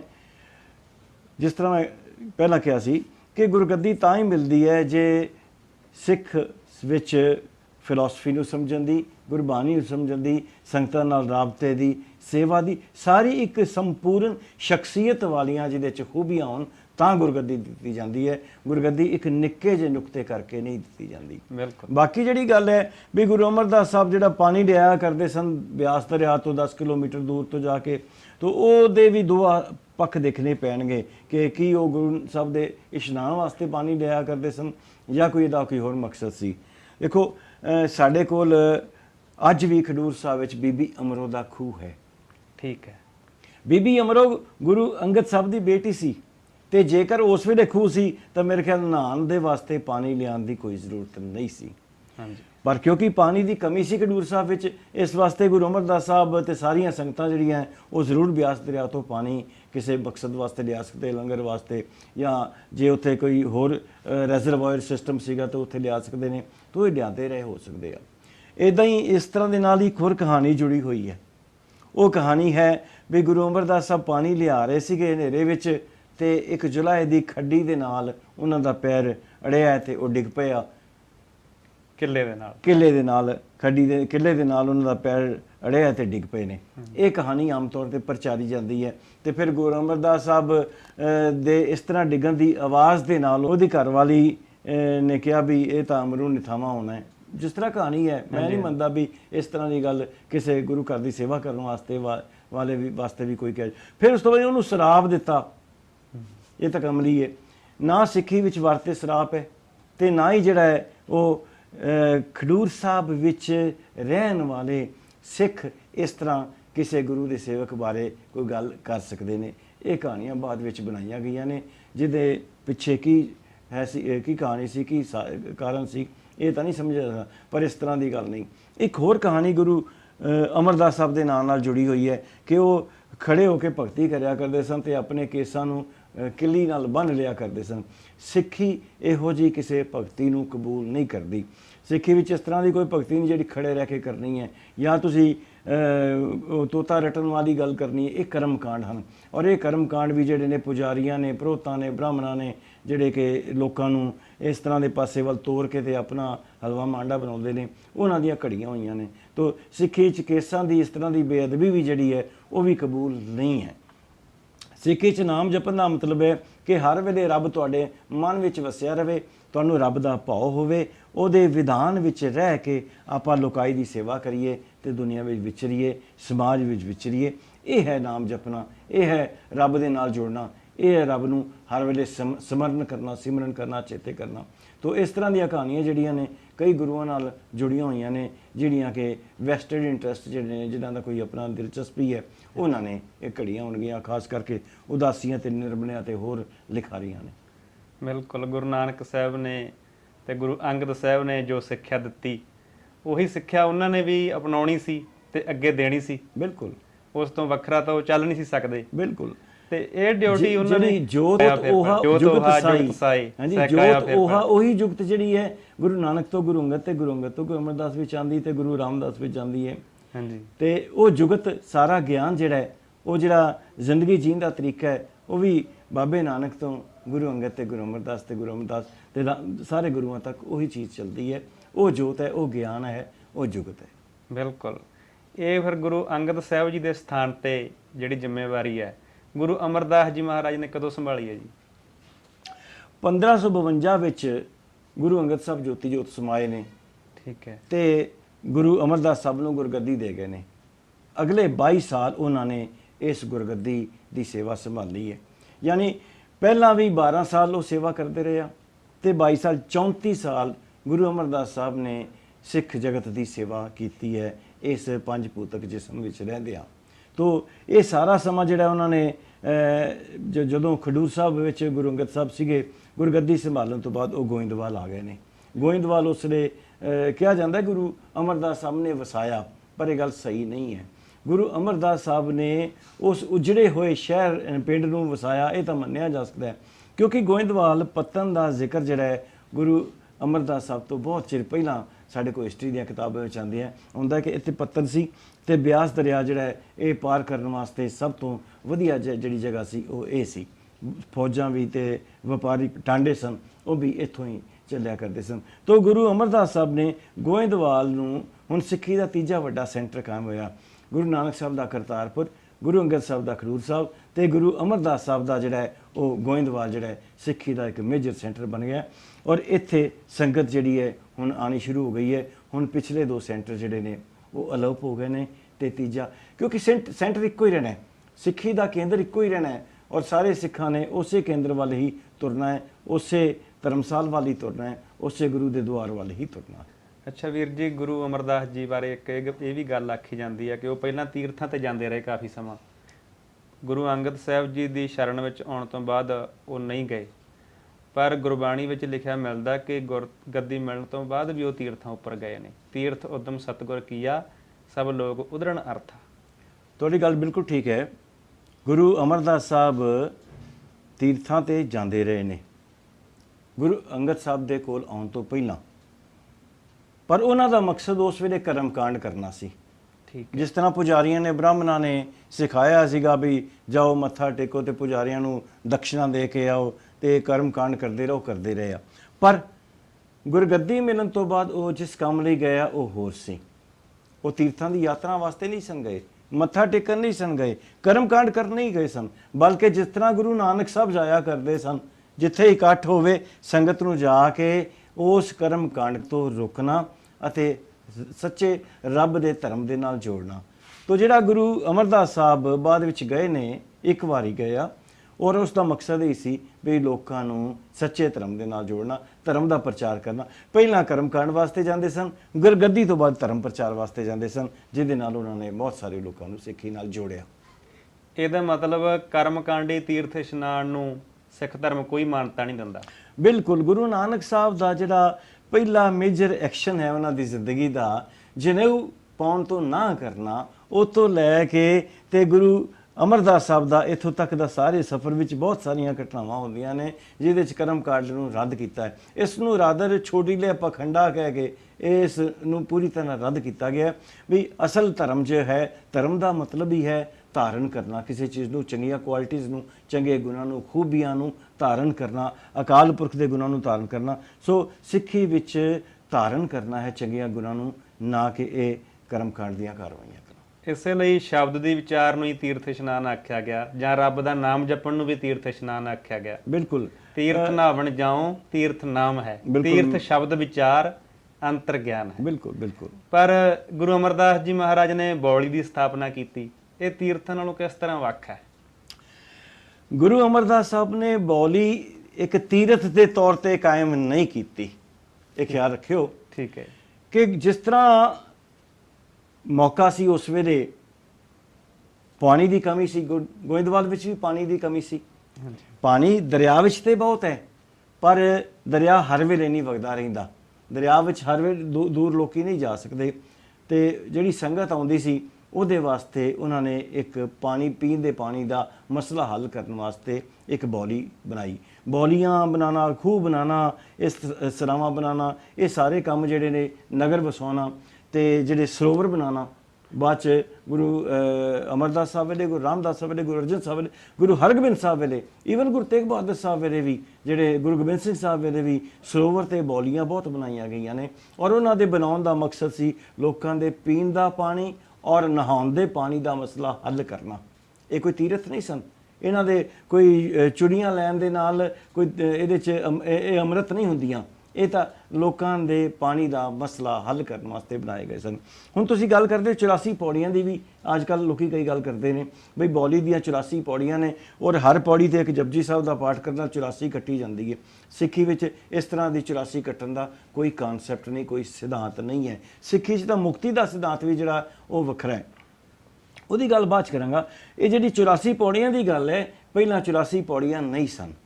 ਜਦੋਂ ਤੱਕ ਇਹ ਕੱਚਾ ਸੀ, ਬੌਲੀ ਕੱਚੀ ਸੀ, ਇਸ ਦੀਆਂ ਬਹੁਤ ਘੱਟ ਪੌੜੀਆਂ ਸਨ। ਇਸ ਨੂੰ ਬਾਅਦ 'ਚ ਕੱਟ ਕੇ ਛੋਟਾ ਕਰਕੇ 84 ਬਣਾਤੀਆਂ ਗਈਆਂ। ਤੇ ਜਿਹੜੀ ਇਹ ਕਾਰਵਾਈ ਹੈ ਮਹੰਤਾਂ ਨੇ ਕੀਤੀ ਸੀ। ਨਾ ਗੁਰੂ ਸਾਹਿਬ ਵੇਲੇ 84 ਸਨ, ਨਾ ਮਹਾਰਾਜਾ ਰਣਜੀਤ ਸਿੰਘ ਵੇਲੇ ਸਨ। ਜਦੋਂ ਡੋਗਰਿਆਂ ਦੇ ਹੱਥ ਇੰਤਜ਼ਾਮ ਆਇਆ ਤੇ ਡੋਗਰਿਆਂ ਨੇ ਨਿਰਮਲਿਆਂ ਤੇ ਉਦਾਸੀਆਂ ਨੂੰ ਇਹਨਾਂ ਡੇਰਿਆਂ ਤੇ ਬਿਠਾਇਆ, ਗੁਰਦੁਆਰਿਆਂ ਤੇ ਬਿਠਾਇਆ, ਜਾਂ ਇਤਿਹਾਸਕ ਯਾਦਗਾਰਾਂ ਤੇ ਬਿਠਾਇਆ। ਇਹਨਾਂ ਨੇ ਲੋਕਾਂ ਤੋਂ ਚੰਦਾ ਇਕੱਠਾ ਕਰ ਲਈ, ਹੰਦਾ ਇਕੱਠਾ ਕਰ ਲਈ, ਮਾਇਆ ਇਕੱਠੀ ਕਰ ਲਈ, ਲੋਕਾਂ ਨੂੰ ਕਰਮ ਕਾਂਡ ਨਾਲ ਜੋੜਨ ਵਾਸਤੇ ਇਹੋ ਜਿਹੀਆਂ ਕਹਾਣੀਆਂ ਘੜ ਲਈਆਂ। ਤੁਹਾਨੂੰ ਹਰ ਗੁਰਦੁਆਰੇ ਤੇ ਬੋਰਡ ਇਸ ਤਰ੍ਹਾਂ ਦੇ ਮਿਲ ਜਾਣਗੇ ਜਿਹਦੇ ਤੇ ਇਸ ਤਰ੍ਹਾਂ ਦੀ ਗੱਪ ਕਹਾਣੀਆਂ ਲਿਖੀਆਂ ਹੋਈਆਂ ਨੇ, ਤਾਂ ਜੋ ਲੋਕਾਂ ਨੂੰ ਇਸ ਪਾਸੇ ਵੱਲ ਤੋਰਿਆ ਜਾ ਸਕੇ। ਤਾਂ ਇਹ ਗੱਲ ਗਲਤ ਹੈ ਕਿ 84 ਕੱਟਣ ਦੀ ਗੱਲ। ਬਾਕੀ ਸਿੱਖੀ ਵਿੱਚ 84 ਦਾ ਕਨਸੈਪਟ ਜਿਹੜਾ ਹੈ ਉਹ ਜਿਉਂਦਿਆਂ ਹੀ ਮੁਕਤੀ ਹਾਸਲ ਕਰਦਾ ਹੈ। ਜੀਵਨ ਮੁਕਤ ਸੋ ਆਖੀਐ, ਮਰ ਜੀਵਿਆ ਮਰਿਆ। ਬਿਲਕੁਲ, ਇਸ ਤਰ੍ਹਾਂ ਤਾਂ ਆਪਾਂ ਆਖ ਸਕਦੇ ਹਾਂ ਕਿ ਨਾ ਤਾਂ ਕੋਈ 84 ਲੱਖ ਜੂਨਾਂ ਨਾਲ ਸੰਬੰਧ ਆ ਇਹਦਾ, ਤੇ ਨਾ ਹੀ ਗਿਣਤੀ ਮਿਣਤੀ ਦੇ ਪਾਠਾਂ ਵਿੱਚ ਕੋਈ ਸਿੱਖੀ ਦਾ ਵਿਸ਼ਵਾਸ ਆ। ਹਾਂ, ਸਰੋਵਰਾਂ ਨੇ, ਬੌਲੀਆਂ ਨੇ ਜਾਤ ਪਾਤ ਦੇ ਬੰਧਨਾਂ ਨੂੰ ਜ਼ਰੂਰ ਖਤਮ ਕੀਤਾ। ਬਿਲਕੁਲ, ਜਿੱਥੇ ਪਾਣੀ ਦਾ, ਨਹਾਉਣ ਦਾ, ਪੀਣ ਦਾ ਮਸਲਾ ਹੱਲ ਕੀਤਾ, ਉੱਥੇ ਇਹ ਸੀ ਵੀ ਇਹ ਇੱਕ ਕਿਸੇ ਜ਼ਾਤ ਵਾਸਤੇ ਨਹੀਂ ਸਨ, ਵੱਖਰੇ ਸਰੋਵਰ ਨਹੀਂ ਸਨ। ਹਾਂਜੀ, ਸਰੋਵਰ ਸਾਰਿਆਂ ਦੇ ਵਾਸਤੇ ਸਾਂਝੇ ਸਨ। ਤੋ ਜਿੱਥੇ ਜ਼ਾਤ ਪਾਤ ਦੀ ਤੁਸੀਂ ਗੱਲ ਕਰਦੇ ਹੋ, ਇਹਦੇ ਨਾਲ ਹੀ ਗੁਰੂ ਅਮਰਦਾਸ ਸਾਹਿਬ ਦਾ ਇੱਕ ਬੜਾ ਵੱਡਾ ਹੋਰ ਐਕਸ਼ਨ ਹੈ ਕਿ ਲੰਗਰ ਦੀ ਉਹਨਾਂ ਨੇ ਜਿਹੜੀ ਗੁਰੂ ਨਾਨਕ ਸਾਹਿਬ ਦਾ ਸ਼ੁਰੂ ਕੀਤਾ ਸੀਗਾ ਲੰਗਰ ਦੀ ਰਵਾਇਤ, ਤੇ ਉਸ ਇੰਸਟੀਟਿਊਸ਼ਨ ਵਿੱਚ ਇੱਕ ਗੱਲ ਖਾਸ ਕੀਤੀ ਵੀ ਜਿਹੜਾ ਦਰਸ਼ਨ ਕਰਾਉਂਦਾ ਹੈ, ਸੰਗਤ ਦੇ ਦਰਸ਼ਨ ਕਰਨਾ ਹੁੰਦਾ ਹੈ, ਜਿਹੜਾ ਦੀਵਾਨ ਵਿੱਚ ਸ਼ਾਮਿਲ ਆਉਣਾ ਹੁੰਦਾ ਹੈ, ਉਹਦੇ ਵਾਸਤੇ ਪਹਿਲੀ ਸ਼ਰਤ ਹੈ ਕਿ ਪਹਿਲੇ ਪੰਗਤ ਪਾਛੇ ਸੰਗਤ। ਪੰਗਤ ਦਾ ਮਤਲਬ ਇਹ ਨਹੀਂ ਜ਼ਮੀਨ ਤੇ ਲਾਈਨ ਵਿੱਚ ਬੈਠਣਾ, ਪੰਗਤ ਦਾ ਮਤਲਬ ਇਹ ਸਾਰਿਆਂ ਦੇ ਨਾਲ ਬਰਾਬਰ ਬੈਠਣਾ। ਕੋਈ ਰਾਜਾ ਹੈ ਜਾਂ ਗੁਲਾਮ ਹੈ, ਵਜ਼ੀਰ ਹੈ ਜਾਂ ਅਹਿਲਕਾਰ ਹੈ, ਅਮੀਰ ਹੈ ਜਾਂ ਗਰੀਬ ਹੈ, ਔਰਤ ਹੈ ਜਾਂ ਮਰਦ ਹੈ, ਕੋਈ ਕਿਸੇ ਮੁਲਕ ਦਾ ਹੈ ਜਾਂ ਕਿਸੇ ਜ਼ਬਾਨ ਦਾ ਹੈ, ਕੋਈ ਫਰਕ ਨਹੀਂ ਹੈ। ਜਦ ਗੁਰੂ ਦੇ ਦਰਬਾਰ ਵਿੱਚ ਸਾਰੇ ਬਰਾਬਰ ਹਨ ਤੇ ਲੰਗਰ ਵਿੱਚ ਵੀ ਸਾਰੇ ਬਰਾਬਰ ਹਨ। ਪਰ ਇਹਦਾ ਮਤਲਬ ਇਹ ਨਹੀਂਗਾ ਕਿ ਲੰਗਰ ਦੇ ਵਾਲੇ ਹਾਲ ਵਿੱਚ ਬਰਾਬਰ ਨੇ ਤੇ ਬਾਹਰ ਆ ਕੇ ਵੱਖਰੇ ਹੋ ਜਾਣ। ਇਹ ਇੱਕ ਸਿੱਖੀ ਦੀ ਕਲਚਰ ਸਿੱਖਣ ਦਾ ਸੈਂਟਰ ਹੈ। ਲੰਗਰ ਸਿੱਖੀ ਦੇ ਸੱਭਿਆਚਾਰ ਸਿੱਖਣ ਦੀ ਨੀਂਹ ਹੈ ਕਿ ਅਸੀਂ ਸਾਰੇ ਬਰਾਬਰ ਹਾਂ। ਸਾਡੇ ਕੋਲ ਅਕਬਰ ਬਾਦਸ਼ਾਹ ਦੀ ਕਹਾਣੀ ਹੈ, ਜਦੋਂ ਗੁਰੂ ਅਮਰਦਾਸ ਸਾਹਿਬ ਕੋਲ ਆਉਂਦਾ ਹੈ ਮਿਲਣ, ਤੇ ਉਸ ਨੂੰ ਪਹਿਲਾਂ ਬਾਕੀ ਸੰਗਤ ਦੇ ਨਾਲ ਬਰਾਬਰ ਬੈਠ ਕੇ ਲੰਗਰ ਛਕਣਾ ਪੈਂਦਾ ਹੈ। ਤੋ ਇਹ ਜੇਕਰ ਇੱਕ ਬਾਦਸ਼ਾਹ ਨੂੰ ਇਸ ਤਰ੍ਹਾਂ ਦਾ ਜਿਹੜੀ ਕਿਹਾ ਜਾ ਸਕਦਾ ਹੈ, ਹਦਾਇਤ ਦਿੱਤੀ ਜਾ ਸਕਦੀ ਹੈ, ਬਾਦਸ਼ਾਹ ਵਾਸਤੇ ਵੀ ਉਹੀ ਸ਼ਰਤ ਹੈ ਜਿਹੜੀ ਆਮ ਬੰਦੇ ਵਾਸਤੇ ਸ਼ਰਤ ਹੈ। ਤੋ ਇਹ ਜਿਹੜਾ ਜ਼ਾਤ ਪਾਤ ਦਾ ਖਤਮ ਕਰਨ ਦਾ ਕੰਮ ਹੈ, ਬੌਲੀਆਂ ਸਰੋਵਰਾਂ ਤੇ ਲੰਗਰ ਨੇ ਬੜੀ ਬਖੂਬੀ ਕੀਤਾ ਹੈ। ਔਰ ਉਸ ਵੇਲੇ ਸਾਰੀ ਸਿੱਖ ਭਾਈਚਾਰੇ ਵਿੱਚ ਇਸ ਤਰ੍ਹਾਂ ਦੀ ਕੋਈ ਗੱਲ ਨਹੀਂ ਸੀ ਰਹਿ ਗਈ ਕਿ ਸਿੱਖ ਇੱਕ ਦੂਜੇ ਤੋਂ ਵੱਖਰਾ ਆਪਣੇ ਆਪ ਨੂੰ ਮਹਿਸੂਸ ਕਰਦਾ ਹੋਵੇ, ਉੱਚਾ ਜਾਂ ਨੀਵਾਂ, ਇਨਫੀਰੀਅਰਿਟੀ ਕੰਪਲੈਕਸ ਜਾਂ ਸੁਪੀਰੀਅਰਿਟੀ ਕੰਪਲੈਕਸ, ਦੋਨੇ ਤੋੜੇ ਉਹਨਾਂ ਨੇ। ਵੀਰ ਜੀ, ਕਿਸੇ ਵੀ ਕੌਮ ਦੀ ਘਾੜਤ ਵਿੱਚ ਔਰਤਾਂ ਦਾ ਮੁੱਖ ਯੋਗਦਾਨ ਹੁੰਦਾ ਹੈ। ਇਸ ਗੱਲ ਨੂੰ ਮੁੱਖ ਰੱਖਦੇ ਹੋਏ ਗੁਰੂ ਸਾਹਿਬਾਨ ਨੇ ਉਸ ਸਮੇਂ ਦੱਬੀ ਕੁਚਲੀ ਹੋਈ ਔਰਤ, ਜਿਸ ਨੂੰ ਪੈਰ ਦੀ ਜੁੱਤੀ ਸਮਝਿਆ ਜਾਂਦਾ ਸੀ, ਉਹਦੀ ਹਾਲਤ ਸੁਧਾਰਨ ਦੇ ਲਈ ਕਾਫੀ ਯਤਨ ਕੀਤੇ। ਗੁਰੂ ਨਾਨਕ ਸਾਹਿਬ ਨੇ ਗੁਰਬਾਣੀ ਵਿੱਚ ਵੀ ਲਿਖਿਆ, ਸੋ ਕਿਉ ਮੰਦਾ ਆਖੀਏ ਜਤ ਜੰਮੈ ਰਾਜਾਨ। ਦੂਸਰੇ ਪਾਤਸ਼ਾਹ ਨੇ ਔਰਤ ਦੇ ਜੀਵਨ ਨੂੰ ਸੁਧਾਰਨ ਲਈ ਕਿੰਨੇ ਕੰਮ ਕੀਤੇ ਆਪਾਂ ਵਿਚਾਰ ਲਿਆ। ਤੀਸਰੇ ਪਾਤਸ਼ਾਹ ਨੇ ਔਰਤਾਂ ਦਾ ਜੀਵਨ ਪੱਧਰ ਉੱਚਾ ਚੁੱਕਣ ਲਈ ਕੀ ਕੰਮ ਕੀਤੇ? ਗੁਰੂ ਅਮਰਦਾਸ ਸਾਹਿਬ ਨੇ, ਜਿਸ ਤਰ੍ਹਾਂ ਪਹਿਲੇ ਦੋ ਗੁਰੂਆਂ ਨੇ ਔਰਤਾਂ ਦੇ ਵਾਸਤੇ ਬਹੁਤ ਵੱਡਾ ਰੋਲ ਅਦਾ ਕੀਤਾ ਹੈ, ਦੋ ਅਹਿਮ ਗੱਲਾਂ ਗੁਰੂ ਅਮਰਦਾਸ ਸਾਹਿਬ ਦੇ ਰੋਲ ਵਿੱਚ ਸ਼ਾਮਿਲ ਨੇ। ਪਹਿਲਾ ਤਾਂ ਇਹ ਹੈ ਕਿ ਉਹਨਾਂ ਨੇ ਔਰਤਾਂ ਨੂੰ ਮਰਦਾਂ ਦੇ ਬਰਾਬਰ ਦੇ ਹੱਕ ਦਿੱਤੇ। ਠੀਕ ਹੈ। ਉਹਨਾਂ ਦੀ ਕੋਸ਼ਿਸ਼ ਸੀ ਕਿ ਔਰਤਾਂ ਜਿਹੜੀਆਂ ਉਹ ਜ਼ਿੰਮੇਵਾਰੀਆਂ ਲੈਣ ਜਿਹੜੀਆਂ ਮਰਦ ਲੈਂਦੇ ਨੇ, ਸੇਮ ਜ਼ਿੰਮੇਵਾਰੀਆਂ ਨਹੀਂ, ਮਰਦਾਂ ਦੇ ਵਾਂਗ ਬਰਾਬਰ ਅੱਗੇ ਹੋ ਕੇ।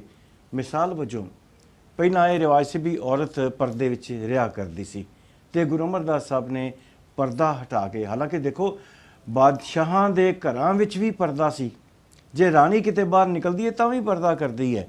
ਤੇ ਗੁਰੂ ਅਮਰਦਾਸ ਸਾਹਿਬ ਦੇ ਦੀਵਾਨ ਵਿੱਚ ਹਰੀਪੁਰ ਦੇ ਰਾਜੇ ਦੀ ਰਾਣੀ ਜਦੋਂ ਆਉਂਦੀ ਹੈ ਤੇ ਗੁਰੂ ਸਾਹਿਬ ਨੂੰ ਉਸਨੂੰ ਹੀ ਕਹਿੰਦੇ ਹਨ ਕਿ ਪੁੱਤਰੀ ਬੇਟੀ, ਗੁਰੂ ਦਰਬਾਰ ਵਿੱਚ ਪਰਦਾ ਨਹੀਂ ਕਰਨਾ, ਔਰਤਾਂ ਮਰਦ ਦੇ ਬਰਾਬਰ ਹਨ, ਤੁਸੀਂ ਛੁਪ ਕੇ ਰਹਿਣ ਵਾਲੀਆਂ ਨਹੀਂ, ਤੁਸੀਂ ਬਿਲਕੁਲ ਬਰਾਬਰ ਦਾ ਰੋਲ ਅਦਾ ਕਰਨਾ ਹੈ।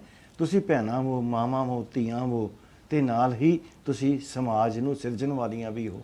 ਤਾਂ ਗੁਰੂ ਸਾਹਿਬ ਨੇ ਇਹ ਪਰਦੇ ਦੀ ਰਸਮ ਖਤਮ ਕਰਕੇ ਔਰਤਾਂ ਨੂੰ ਮਰਦ ਦੇ ਬਰਾਬਰ ਮੋਢੇ ਨਾਲ ਮੋਢਾ ਢਾ ਕੇ ਅੱਗੇ ਵਧਣ ਵਾਸਤੇ ਉਤਸ਼ਾਹਿਤ ਕੀਤਾ। ਦੂਜਾ, ਉਸ ਲਈ ਇੱਕ ਬੜੀ ਕਰੂਅਲ ਰਸਮ ਸੀ, ਮੈਂ ਤਾਂ ਇਸ ਨੂੰ ਕਰੂਅਲ ਆਖਾਂਗਾ, ਕਿ ਜਦੋਂ ਕੋਈ ਮਰ ਜਾਂਦਾ ਸੀ ਤਾਂ ਉਸ ਦੀ ਘਰਵਾਲੀ ਨੂੰ ਉਸ ਦੇ ਮਰਨ ਤੋਂ ਬਾਅਦ ਉਸ ਦੇ ਨਾਲ ਹੀ ਸਾੜ ਦਿੱਤਾ ਜਾਂਦਾ ਸੀ, ਜਿਹਨੂੰ ਸਤੀ ਦੀ ਰਸਮ ਕਹਿੰਦੇ ਹਨ। ਹਾਲਾਂਕਿ ਸਤੀ ਦੇ ਵਿੱਚ ਸ਼ਾਮਿਲ ਹੁੰਦਾ ਹੈ ਕਿ ਉਸ ਔਰਤ ਨੇ ਆਪਣੀ ਮਰਜ਼ੀ ਨਾਲ ਆਪਣੇ ਮਰਦ ਦੇ ਨਾਲ ਆਪਣੇ ਆਪ ਨੂੰ ਖਤਮ ਕੀਤਾ ਹੈ, ਪਰ ਜਦ ਕਿ ਗੱਲ ਨਹੀਂ ਸੀ।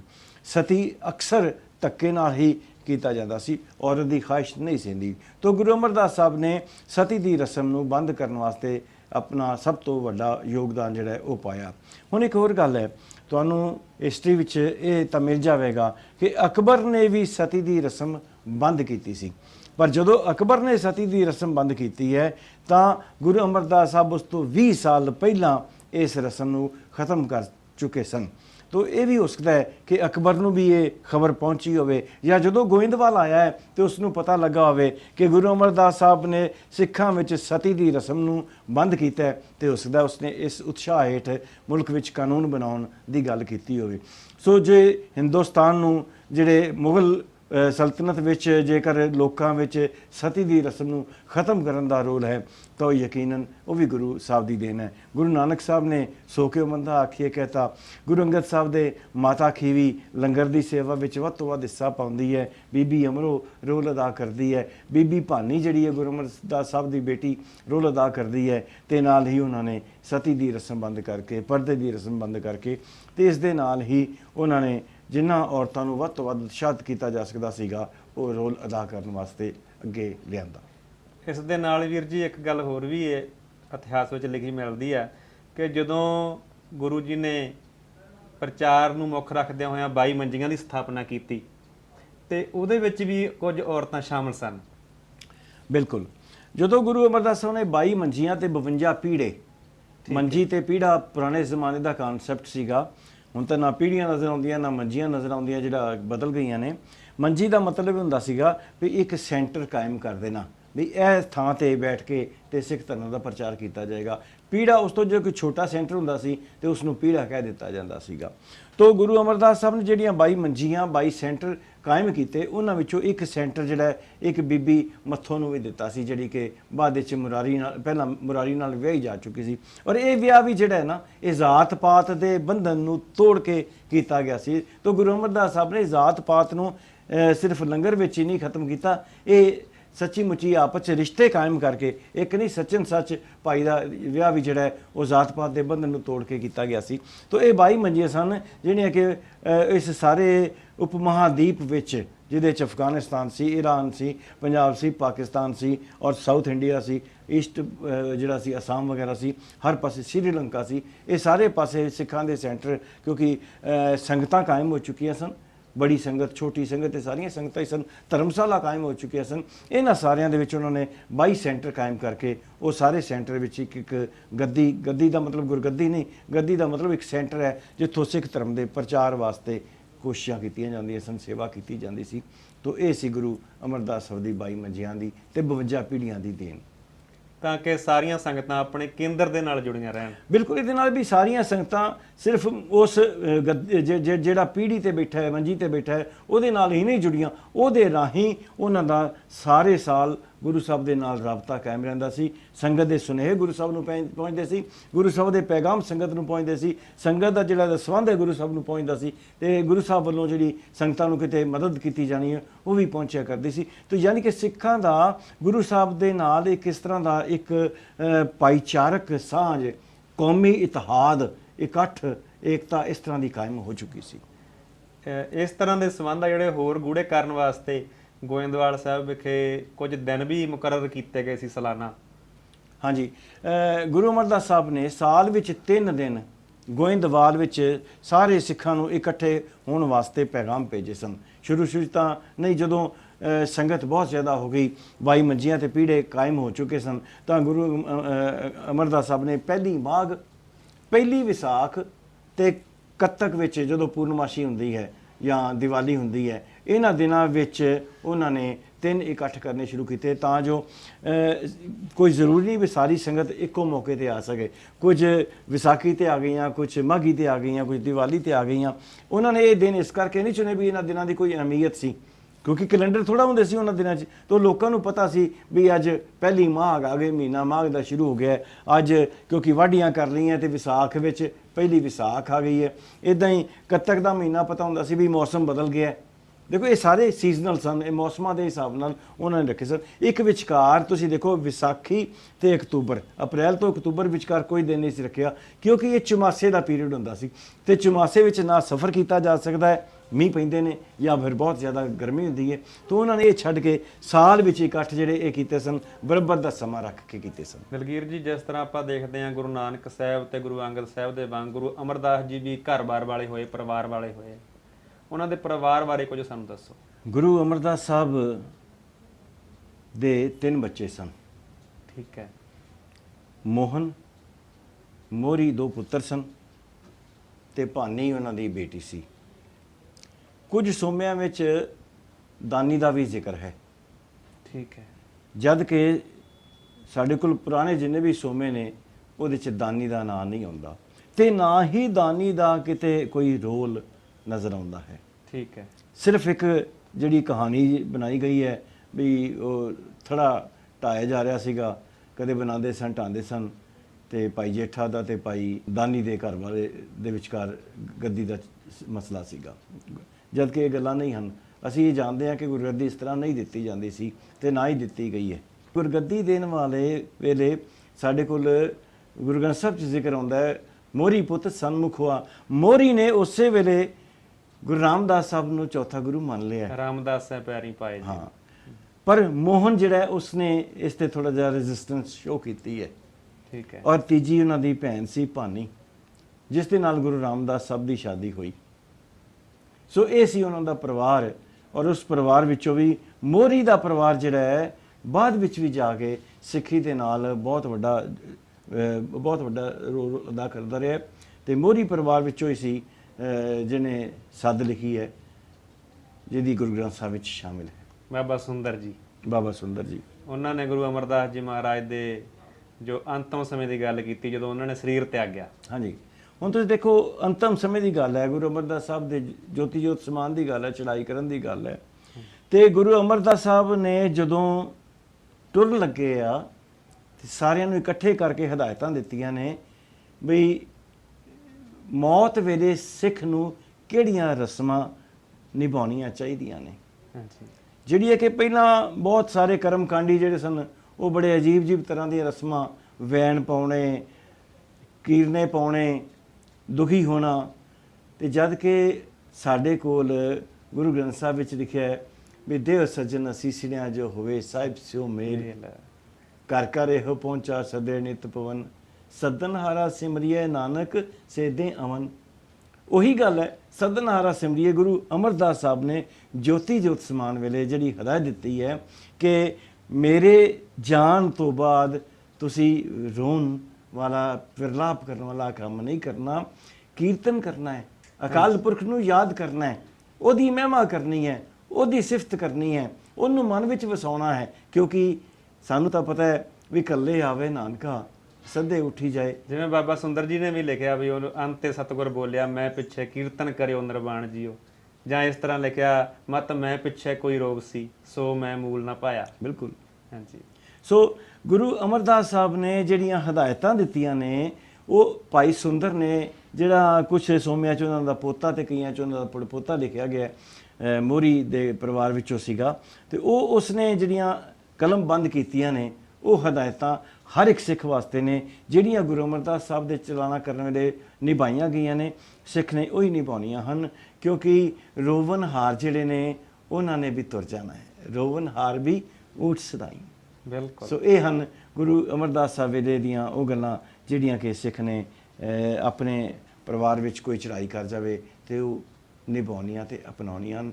ਤੇ ਸਾਨੂੰ ਗੁਰੂਆਂ ਦਾ ਜੀਵਨ ਜਿਹੜਾ ਹੈ ਉਹਦੇ ਵਿੱਚੋਂ ਆਪਣਾ ਜੀਵਨ ਜਾਚ ਜਿਹੜਾ ਹੈ ਉਹ ਅਪਣਾਉਣਾ ਚਾਹੀਦਾ ਹੈ ਤੇ ਜ਼ਿੰਦਗੀ ਵਿੱਚ ਉਹਦੇ ਤੇ ਅਮਲ ਕਰਨ ਵਾਸਤੇ ਵੱਧ ਤੋਂ ਵੱਧ ਕੋਸ਼ਿਸ਼ ਕਰਨੀ ਚਾਹੀਦੀ। ਸੱਦ ਬਾਣੀ ਦੇ ਰਾਹੀਂ ਸਾਨੂੰ ਇਹ ਵੀ ਸੁਨੇਹਾ ਦਿੱਤਾ ਗਿਆ ਕਿ ਬੰਦੇ ਨੇ ਜਦੋਂ ਸਰੀਰ ਤਿਆਗਤਾ ਤਾਂ ਉਹਦੀ ਮੁਰਦਾ ਦੇਹ ਨੂੰ ਆਪਾਂ ਕਿਸੇ ਵੀ ਤਰ੍ਹਾਂ ਸੰਭਾਲ ਲਈਏ, ਉਹਦੇ ਫੁੱਲ ਚੁਗਣੇ ਨਹੀਂ, ਫੁੱਲ ਚੁਗਣ ਦੀ ਕੋਈ ਜ਼ਰੂਰਤ ਨਹੀਂ, ਨਾ ਹੀ ਇਹਦਾ ਕੋਈ ਸੰਬੰਧ ਆਤਮਾ ਦੇ ਨਾਲ, ਬਲਕਿ ਕਿਸੇ ਵੀ ਤਰ੍ਹਾਂ ਆਪਾਂ ਮ੍ਰਿਤਕ ਦੇਹ ਨੂੰ ਵਿਲੇ ਲਾਉਣਾ। ਬਿਲਕੁਲ, ਇਹ ਬਾਣੀ ਕਹਿੰਦੀ ਹੈ ਕਿ ਪਾਂਚ ਤਤ ਕੋ ਤਨ ਰਚਿਓ ਜਾਨੋ ਚਤੁਰ ਸੁਜਾਨ, ਜੇ ਤੇ ਉਪਜਿਓ ਨਾਨਕਾ ਲੀਨ ਤਾਹੇ ਮਹਿਮਾਨ। ਜਦੋਂ ਬੰਦੇ ਦੀ ਮੌਤ ਹੋ ਜਾਂਦੀ ਹੈ ਤੇ ਸਰੀਰ ਮਿੱਟੀ ਹੈ, ਪੰਜ ਤੱਤ ਆਪਣੇ ਤੱਤਾਂ ਵਿੱਚ ਸਮਾ ਜਾਂਦੇ ਹਨ, ਉਸ ਨੂੰ ਤੁਸੀਂ ਕਿਸੇ ਤਰ੍ਹਾਂ ਵੀ ਵਿਲੇ ਲਾ ਸਕਦੇ ਹੋ, ਡਿਸਪੋਜ਼ ਆਫ ਕਰ ਸਕਦੇ ਹੋ।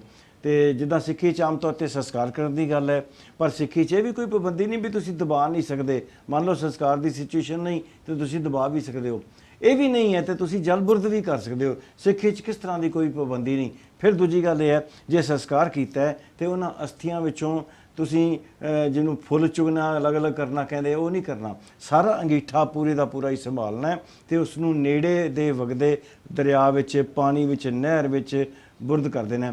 ਇਸੇ ਤਰ੍ਹਾਂ ਗੁਰੂ ਅਮਰਦਾਸ ਸਾਹਿਬ ਦਾ ਵੀ ਜਿਹੜਾ ਹੈ ਅੰਗੀਠਾ ਦਰਿਆ ਬਿਆਸ ਵਿੱਚ ਹੀ ਬੁਰਦ ਕੀਤਾ ਗਿਆ ਸੀ। ਤੋ ਇੱਥੋਂ ਸਾਨੂੰ ਸਿੱਖਿਆ ਮਿਲਦੀ ਹੈ ਕਿ ਸਾਰੇ ਦੇ ਸਾਰੇ ਜਿਹੜੇ ਰਸਮ ਨੇ ਉਹ ਸਿੱਖਾਂ ਨੂੰ, ਗੁਰੂਆਂ ਨੂੰ ਵੇਖ ਕੇ ਹੀ ਨਿਭਾਉਣੇ ਚਾਹੀਦੇ, ਉਹਨਾਂ ਦਾ ਜੀਵਨ ਵੇਖ ਕੇ ਹੀ ਨਿਭਾਉਣੇ ਚਾਹੀਦੇ ਹਨ। ਗੁਰਬਾਣੀ ਦਾ ਪ੍ਰਮਾਣ ਆ ਕਿ ਮ੍ਰਿਤਕ ਦੇਹ ਨੂੰ ਕਈ ਸਾੜਦੇ ਨੇ, ਕਈ ਦੱਬਦੇ ਆ, ਕੋਈ ਪਾਣੀ ਵਿੱਚ ਰੋੜ ਦਿੰਦਾ, ਅਲੱਗ-ਅਲੱਗ ਤਰੀਕੇ ਆ। ਪਰ ਬੰਦੇ ਨੇ ਆਪਣੇ ਜੀਵਨ ਦੇ ਵਿੱਚ ਕੀ ਕੀਤਾ, ਉਹਨੇ ਕੰਮ ਕਿਹੋ ਜਿਹੇ ਕੀਤੇ, ਉਹਨੇ ਘਾਲਣਾ ਕਿਹੋ ਜਿਹੀ ਘਾਲੀ, ਵਕਤ ਇਸ ਗੱਲ ਦੀ ਆ, ਇਸ ਗੱਲ ਦੀ ਕੋਈ ਵਕਤ ਨਹੀਂ ਉਹਦੀ ਮ੍ਰਿਤਕ ਦੇਹ ਨੂੰ ਕਿਸ ਤਰ੍ਹਾਂ ਵਿਲੇ ਲਾਇਆ ਗਿਆ। ਗੁਰਬਾਣੀ ਦਾ ਪ੍ਰਮਾਣ ਆ, ਇੱਕ ਦੱਜੈ ਇੱਕ ਦੱਬੀਆਂ, ਇੱਕ ਨਾ ਕੁੱਤੇ ਖਾਹੇ, ਇੱਕ ਪਾਣੀ ਵਿੱਚ ਉਸਟੀਆਂ, ਇੱਕ ਭੀ ਫਿਰ ਹੱਸਣ ਪਾਹੇ। ਬਿਲਕੁਲ, ਨਾਨਕ ਏਵ ਨਾ ਜਾਪਈ ਕਿੱਥੇ ਜਾਏ ਸਮਾਏ। ਤਾਂ ਇੱਥੋਂ ਤੱਕ ਆਪਾਂ ਗੁਰੂ ਅਮਰਦਾਸ ਜੀ ਮਹਾਰਾਜ ਦੇ ਜੀਵਨ ਬਾਰੇ ਵਿਚਾਰ ਕੀਤੀ ਆ। ਉਮੀਦ ਹੈ ਕਿ ਆਪ ਜੀ ਇਸ ਤੋਂ ਵੱਧ ਫਾਇਦਾ ਉਠਾਓਗੇ। ਇਸੇ ਕੜੀ ਦੇ ਤਹਿਤ ਅੱਗੇ ਆਪਾਂ ਗੁਰੂ ਰਾਮਦਾਸ ਸਾਹਿਬ ਜੀ ਦੇ ਜੀਵਨ ਬਾਰੇ ਵਿਚਾਰ ਕਰਾਂਗੇ। ਤਦ ਲਈ ਵਾਹਿਗੁਰੂ ਜੀ ਕਾ ਖਾਲਸਾ, ਵਾਹਿਗੁਰੂ ਜੀ ਕੀ ਫਤਿਹ। ਗੁਰ ਜੈਸਾ ਨਾਹੀ ਕੋ ਦੇਵ, ਗੁਰ ਜੈਸਾ ਨਾਹੀ ਕੋ ਦੇਵ, ਜਿਸ ਮਸਤਕ ਭਾਗ ਸੁਰਾਗਾ ਸੇਵੇ, ਜਿਸ ਮਸਤਕ ਭਾਗ